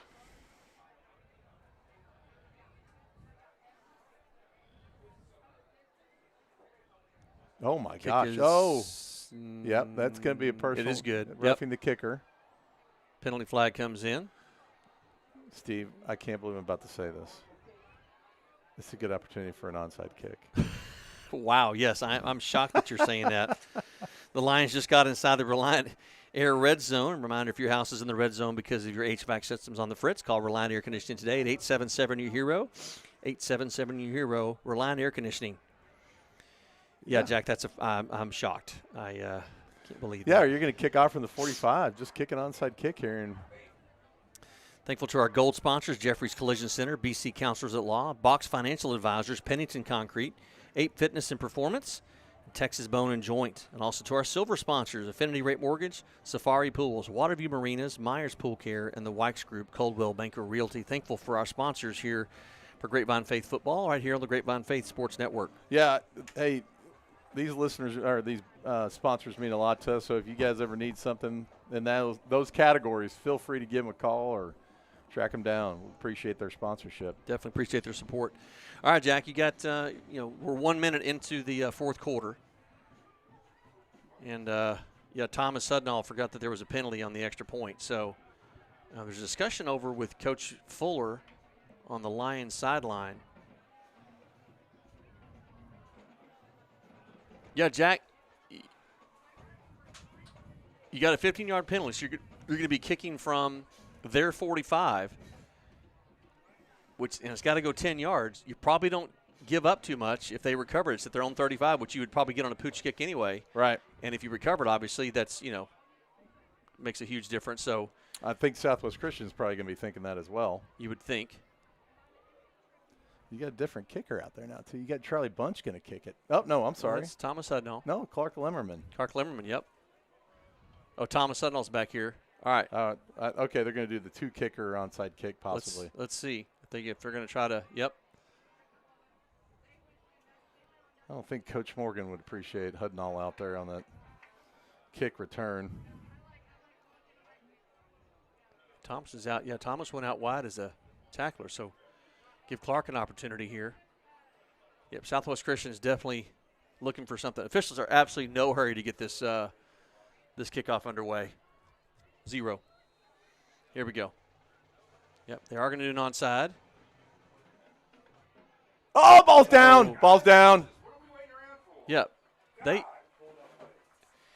He was pretty cavalier, Jack, about following that football, and the Lions just kind of stared down and like, oh, ball's on the ground. I don't know why they didn't try to jump on that. That was really odd. What an opportunity missed there. Yep. The ball did not go 10 yards, but it was touched by the receiving team before that 10 yards. So it's a live ball, and it kicked off of him momentarily. I still think your play is drilling it right at the guy in the middle. He's not expecting it. You hit it really good, kind of like a sand shot from me around the green. I mean, just drill it. All right. So Eagles take over 1st and 10 from their own 36-yard line. Trey Mosley single setback in the backfield. Hand off to him here around the left side. Stacked up. Taken down at about the 41-yard line, so gain of about 5 on the play. Really need to get a stop here, Steve. Yeah. So, okay, officials got his arm in a sling, Jack. This official here walking off here on the near side. So I don't know if he got hit his shoulder when he landed or what. He was kind of head high, but odd. There was just the medical staff for Southwest Christian. We got an ambulance parked in the parking lot. I don't know why.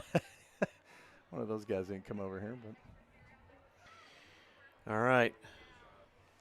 2nd down and 5 for the Eagles at their own 41. Clock continues to run. 10 minutes left here in the game. We'll kind of mix up there at the line of scrimmage. Hand off to Mosley. Kind of sidesteps a couple of ways and does a little jig, but makes it out over close to midfield. So that's going to be enough for a 1st down. You know, one thing about him is he just never stops moving his legs. That's Yep. why it takes 4 or 5 guys to get him down. Yeah, he's a large individual. Transfer in from Duncanville. I don't think Waffle House lets you show your tattoos either, so they must have the arm. Yeah. They must have the arm policy there, too. And then what's interesting, though, is they make the arm sleeves that have tattoos on them. Yeah. So you can wear those. I wonder if those are legal. That's the question. Could you wear a sleeve that's a tattoo sleeve to cover Probably up your not. actual tattoo sleeve? Can't. We need to check that rule. I bet it's distracting. Hand off to Mosley around the right side. Drives forward, runs right over Charlie Bunch, out close to another first down. Yeah, if you're a DB here, you're yelling at your D-line to just really step up here. I don't want to have to tackle this guy. Yeah, really the only surprise tonight, Jack, was that play action when they're on their own 5-yard line there early in the third quarter when they threw that bomb to 44, that play action to Mosley because, you're like you said, you're keeping the defensive backs honest, and they fell for it. Well, I think, these kids from year to year hopefully are learning that you've got to play 48 minutes of football. Yep. You can't take a play off. You can't forget about what you're supposed to be doing. You can't forget about your job, and it takes a lot of work. Senior linebacker Corbin Irving giving some last-minute instructions. There's an inside handoff on a fake pitch. Nice tackle there by Charlie Bunch. It moves the chains. Another first down for the Eagles. Owen Holler on the carry. They're just running this clock, Steve. Yep. Line's down 14. You need to get a stop, get a score, and then get the ball back. Yeah, Jack, I think the Lions will look back on this, and when you really had the Eagles against the rope, you weren't like you were up on them by 14, but the game was tied. You got a turnover when they were about to score. Huge opportunity for a momentum shift, and you go 3 and out and have to punt, and then on the next turnover you get from them, you can't convert on that either. So you had 2 opportunities after turnovers. There's Mosley still running. Holding. Penalty flag down. Yeah, you have 2 opportunities on turnovers for a potential 14-point swing, and you can't convert on those. And I think if you do that, you force Southwest Christian to probably throw the ball a little bit more if they're playing from behind. Oh, there's a face mask against the Lions. Not a hold.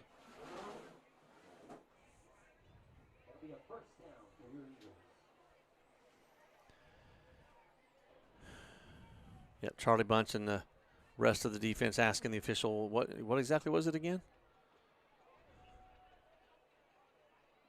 They are on radios. You know what? I don't even want to try to see if I can hear them. I'll just get more mad than what I am already.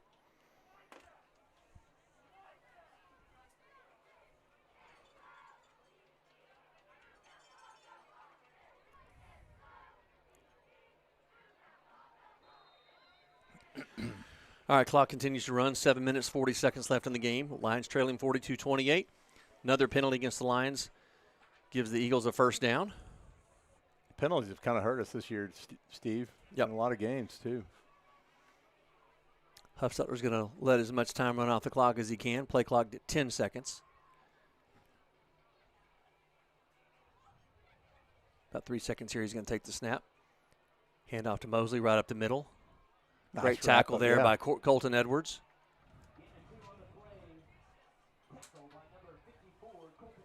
Great tackle there by Colton. Gain of 2 on the play. We needed more of those tonight, Jack. Yeah, he really got great penetration on there and kind of just stayed with his stated goal of bringing down Mosley.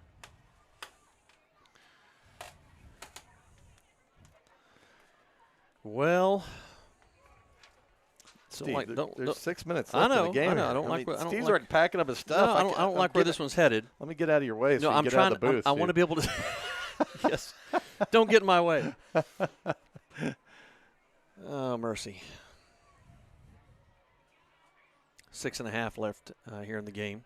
Huffstetler again letting the play clock run down as much as he can. Another handoff to Mosley around the left side. Mateo Sharippa on the tackle. Gain of about 4 on the play.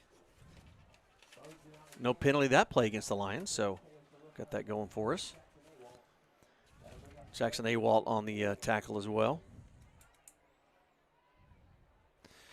So third down play here for the Eagles. Jack, I would think you're up 14 points, 5 minutes left, 5.5, whatever. I would think that this is probably 4-down territory because if you kick the extra their field goal, looks like you're running it up. They're just going to try to run it. And, hey, if you can stop us, then you get the ball back. Yeah. It's up to the defense here. Defense has been on the field a lot tonight for a long time. They're going to sleep good. Tonight they're going to be worn out. Pitch here to the near side to Mosley. Stays on his feet. He's into the end zone for a touchdown. Every time on Luke Kelly over here. Luke Kelly, Corbin Irvin all ended up on the ground.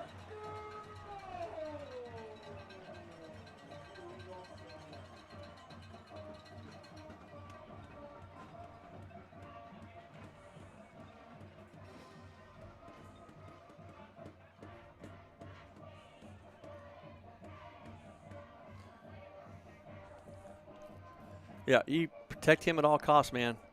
That is your team right there. If Mosley goes down, you are in a world of hurt. He has been very dominant tonight, all season. I mean, he's had. Has he had all the touchdowns tonight, Jack?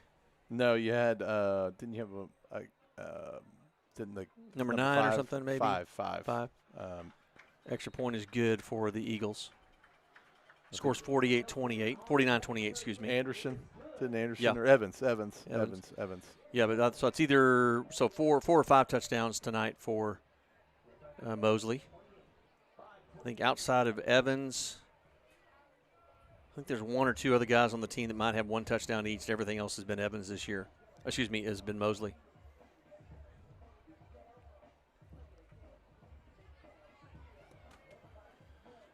Well, that's a tough one again tonight, Steve.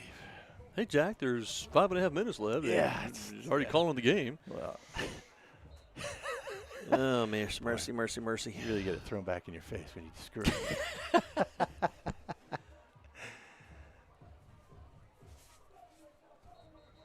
it. I don't know if you remember that playoff game we had at Castleberry against Southwest Christian that year. Was it 3 years ago, maybe? Yep. 4 years ago? 4 years ago. Tyson Flowers, our quarterback, he's at Virginia Tech now. Oh, yeah? Football, so. All right, Eagles to kick it off. Lions trailing 49-28, 5.5 left here in the game. Eagles back at home next week against Trinity Christian from Lubbock. Then you've got a road game. That ball's going to let it go out of bounds. Go straight out of bounds there. That ball. Don't hurt anybody else tonight, 44. Yeah. An official that got injured left the game with his arm in a sling.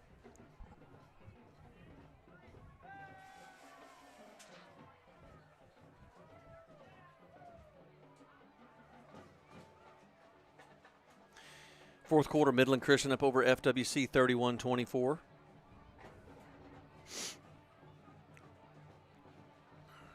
Trying to get a score. Oh, here we go. Wow. Third quarter, Parish up 42-14 over Liberty.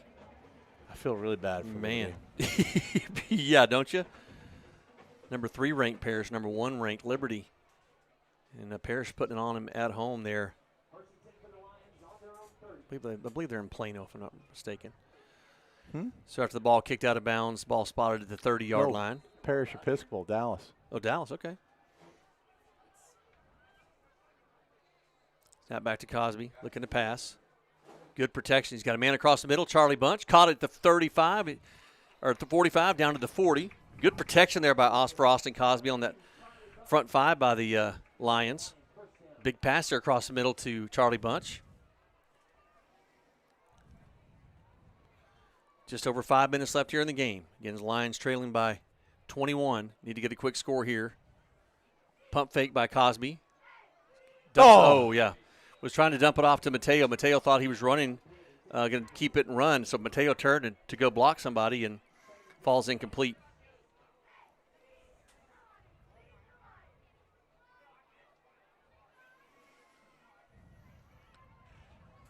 Well, Jack, silver lining. We had good Wi-Fi tonight. Yeah. Thank you, Brian Partridge and Roderick Kahn. We have good Wi-Fi tonight. Signal was, I think there was a few instances where maybe the signal wasn't perfect, but overall it was much, much better. Pass caught by Charlie Bunch.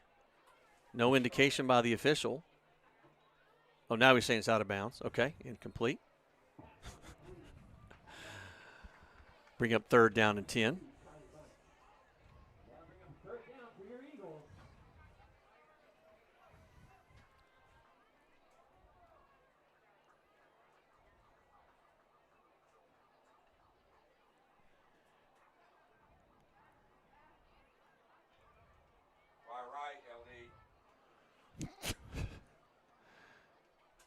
Mateo Sharippa flanking Austin Cosby here, 3rd and 10. Lions at the Eagles' 40-yard line.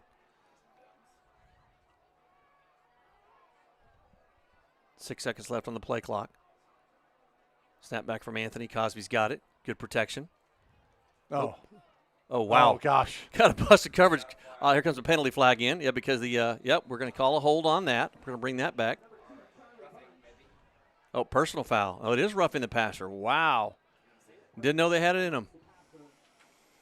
So that's going to add 15, take it half the distance to the goal, roughing the passer against the Eagles. Jack, that was really we thought it was well underthrown, which it was, but Charlie Bunch did a great job of coming back for that football. I don't know if Austin thought he was supposed to kind of peel that off. Throw, I think. Yeah. Just like throw it over there and hope. Well, I think Austin thought he had, I thought that Charlie thought he had a seam route down the sideline, was supposed to keep going. And I think Austin thought maybe he's going to, kind of peel that one off and cut it short. And so he threw it short. Charlie Bunch did a great job of coming back for the football. I think Austin confused the cornerback back there, He too. did, yeah. Great job there by Charlie Bunch on that catch. Jace Walker, Mateo Sharippa flanking Cosby. Handoff to Sharippa. Well, they do a good job of getting low. The ball is on the ground, but Mateo is able to recover it himself. So heads-up play there by Mateo. He might have been down. I don't know, Jack. They do a good job, but they're tackling low. They're doing what we haven't done tonight. Just getting low and getting at the feet, knees.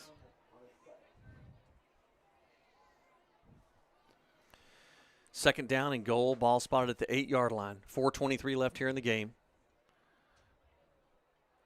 Snap back to Cosby this time. Handoff to Jace Walker. Follows Mateo up the middle. He's in, let's see. No signal. Marked him short. No, now they gave him a touchdown. Touchdown. Dear Lord. The umpire just walked up like he's just on a stroll on a Friday night. The linesman on the far side gave no indication. The referee just comes up casually and says, "Oh, we got a touchdown." 4 minutes, 5 seconds left. Lions looking to cut this lead to 49-35, 14-point lead if they can do it.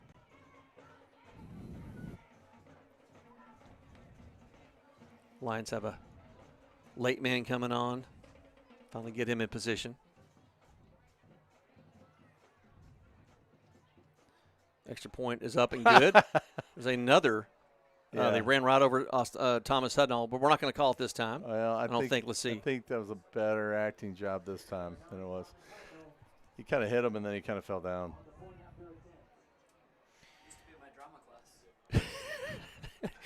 Brian Partridge says that Thomas should be in his drama class. That's a good one, Brian. We're looking for a little bit of any sort of comic relief tonight. Well, you got 4 minutes left, Jack. You need a little bit of a miracle here. You need this onside kick to be recovered. You know the Eagles know what's coming. We'll see how the Lions choose to play it. They did that onside kick against Lake Country? No, it was a game I wasn't here. It was Atlas? Yeah, they did that onside kick against Atlas and completely caught them off guard. I don't know they're going to be able to get them off guard here, Steve. I think they're looking for the onside kick. Yes, yeah. Well, but what they did is they huddled up, and then Clark just ran up and kicked it while they weren't looking, and when they completely didn't expect it. So that's what I mean by. Although Southwestern doesn't really have a they don't really have a typical onside kick set. Like they're not all right up at the 50-yard line. I guess they're kind of looking for potential pooch. Just throw it at that guy in the middle. Right at his head. And they're going to kick it. Look for a big bounce up. Oh. Ball still on the ground. How did we not get that football? That's 2 onside kicks we should have had. Boy, that ball was just seemed like it was on the ground forever. Wow. Good kick by Clark Lemmerman there.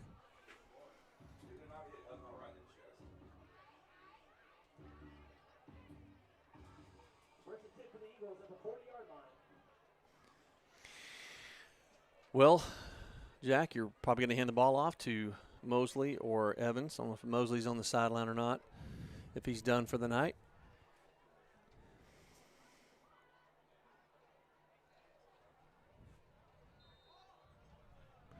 Four minutes left here in the game. Lions trailing 49-35. Yeah, took it on the chin tonight, Jack. This was a tough one. Miracle every day. They never started the play clock, so no idea how much was left on the play clock. Kind of spun them around there. I thought maybe the ball had come loose. Good stop there by the Lions. No gain on the play. Lions will call a timeout, stop the clock. They have 2 remaining.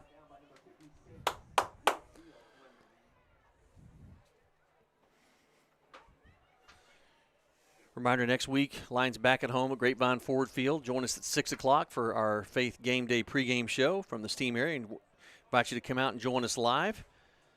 A lot of fun there next week. Yeah, come on out for some autographs. So Steve and I bring your homemade photos of us, and we have to sign them for you. Guest picker. I'm not going to give it away, but our guest picker next week is new to Faith this year. Oh. And so I'll leave it at that and encourage you to come out. But we will have that Faith Game Day show for you starting at 6 p.m. sharp, followed by the kickoff. Lions at home against whatever. Lions at home against Trinity Christian out of Lubbock. 7 o'clock kick next Friday night. Appreciate Reliant Air Conditioning and the Stewart family. They're proud supporters of Faith Christian School. Reliant Air Conditioning provides comfort to homeowners who don't want to be taken advantage of. Their service techs don't work on commissions, and they don't use shady sales tactics. So call 2 other companies first, get their price, and then call Reliant Air Conditioning at 877 New Hero, and you'll see how they've been gimmick-free since when, Jack? 83. Since 83. Yeah. 877 New Hero, Reliant Air Conditioning. 877 New Hero. So handoff to Evans around the side. He's still on his feet, breaks a couple of tackles. Oh, finally, touchdown-saving tackle, I should say, there by Cannon Hunter. But that's going to be enough for a first down. They'll move the chains. Clock continues to run. 3.5 minutes left here in the game. Knox Wharton is listening tonight, probably with Mrs. Wharton, too. There's no Frito pie here, by the way. I went by the concession stand at halftime. Dude. I know you're the big Frito pie guy. Just the thought of that makes me want to throw up. Oh. Not because it's from here, but like anywhere. It's just like, oh my gosh, it just, oof. I still think about that Caddo Mills Frito pie from about 8 years ago. That was so good. Liberty scores to make it 42-21 Paris. That's in the third quarter.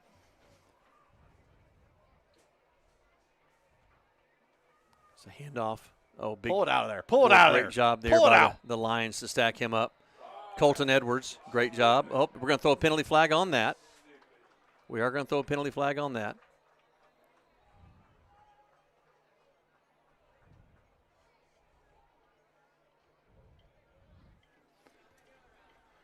Oh, man.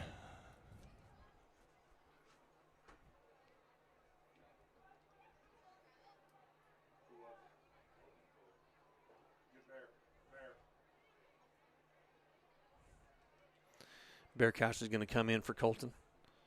Coach Fuller wants to chat with him for a second. I don't know if Colton heard the whistle or not. They kind of they stacked him up around the line of scrimmage. And that's going to be my guess, is that Colton didn't hear the whistle.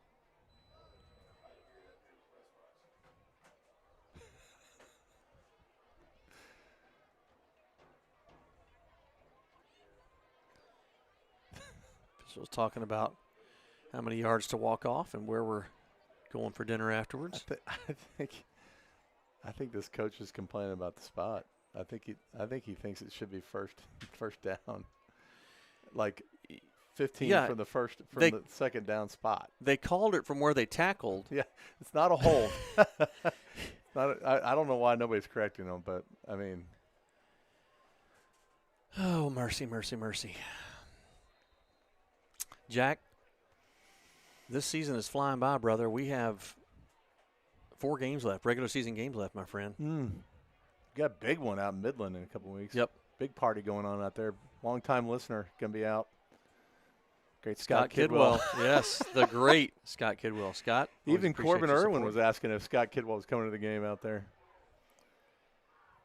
There's a play action pass thrown downfield.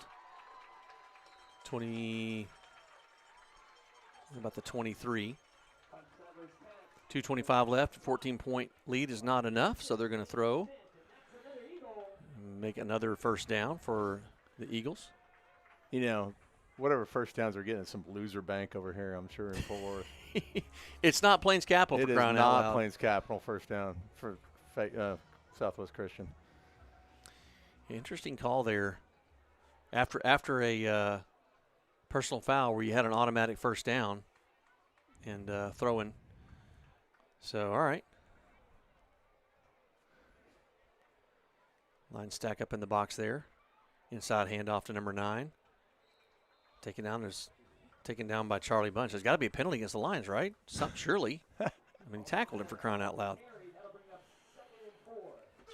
Gain of 6 on the play. Well, they have really run the ball effectively tonight, I'll tell you that. Yeah, they've got – I mean, we can talk about number 2, Mosley, but there's got some other good running backs back there too. Yep. Evans and then 9 and – Karen Kavinsky watching her Lions from Minnesota. Maybe she's the farthest listener we have. No, Jersey and Boston. Yeah, the Sharippa family. Yep. I think. Sorry, the Sharippas in Boston are going to take that. But Karen, we definitely appreciate you listening to Grapevine Faith Football again next week. Lions back at home, as I mentioned earlier, at Grapevine Ford Field, 6 o'clock for our Faith Game Day pregame show.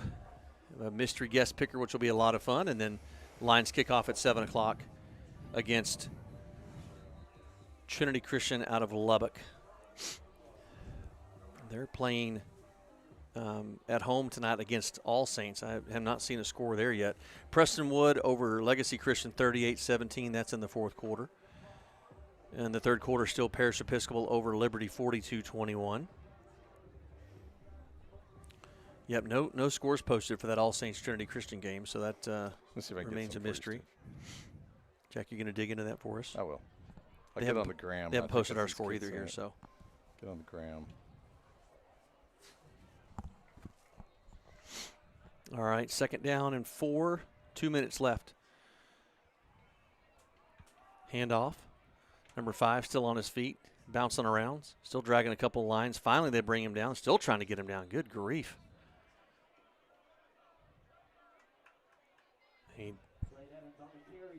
Pride of Lions there to take him down. Bear Couch and a few others. Charlie Bunch, a few others in on that tackle. 3rd down and 1, they're going to bring in Trey Mosley.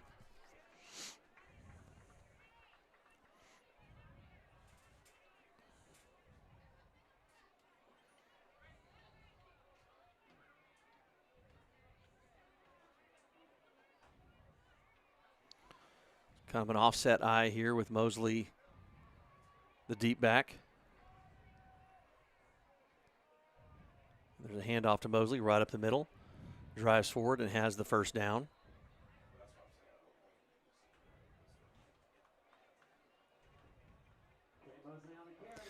Well, not the result the Lions wanted tonight, obviously. You got 1 minute left here in the game as the clock continues to run. So, yep, it's been not the game that you were. Michael Harris, Josh Harris's dad, he said he's watching from the lounge in Doha, Qatar. I don't think that's Michael saying that just to try to get the listeners watching from the farthest point away, Jack. I think he's on business travel. I think he's saying that because he wants some sort of reward. You get 1 free soda from any Orlando Exxon dealer whenever you get back in town. Come see me for that coupon. Huffstetler's going to take a knee. Texas 8-4. We see your classy comment here on YouTube. Thanks for watching Grapevine Faith Football. And that's going to do it. So your final tonight, the Eagles 49, Lions 35. So Eagles with their first district win. The Lions go to 0-2 in district. Look to rebound next week at home against Lubbock Trinity Christian. Well, for Jack Wharton and Brian Partridge, we appreciate you watching here on the Grapevine Faith Sports Network. Again, your final Southwest Christian 49, Grapevine Faith Lions 35. You've been watching Grapevine Faith Lions on the Grapevine Faith Sports Network.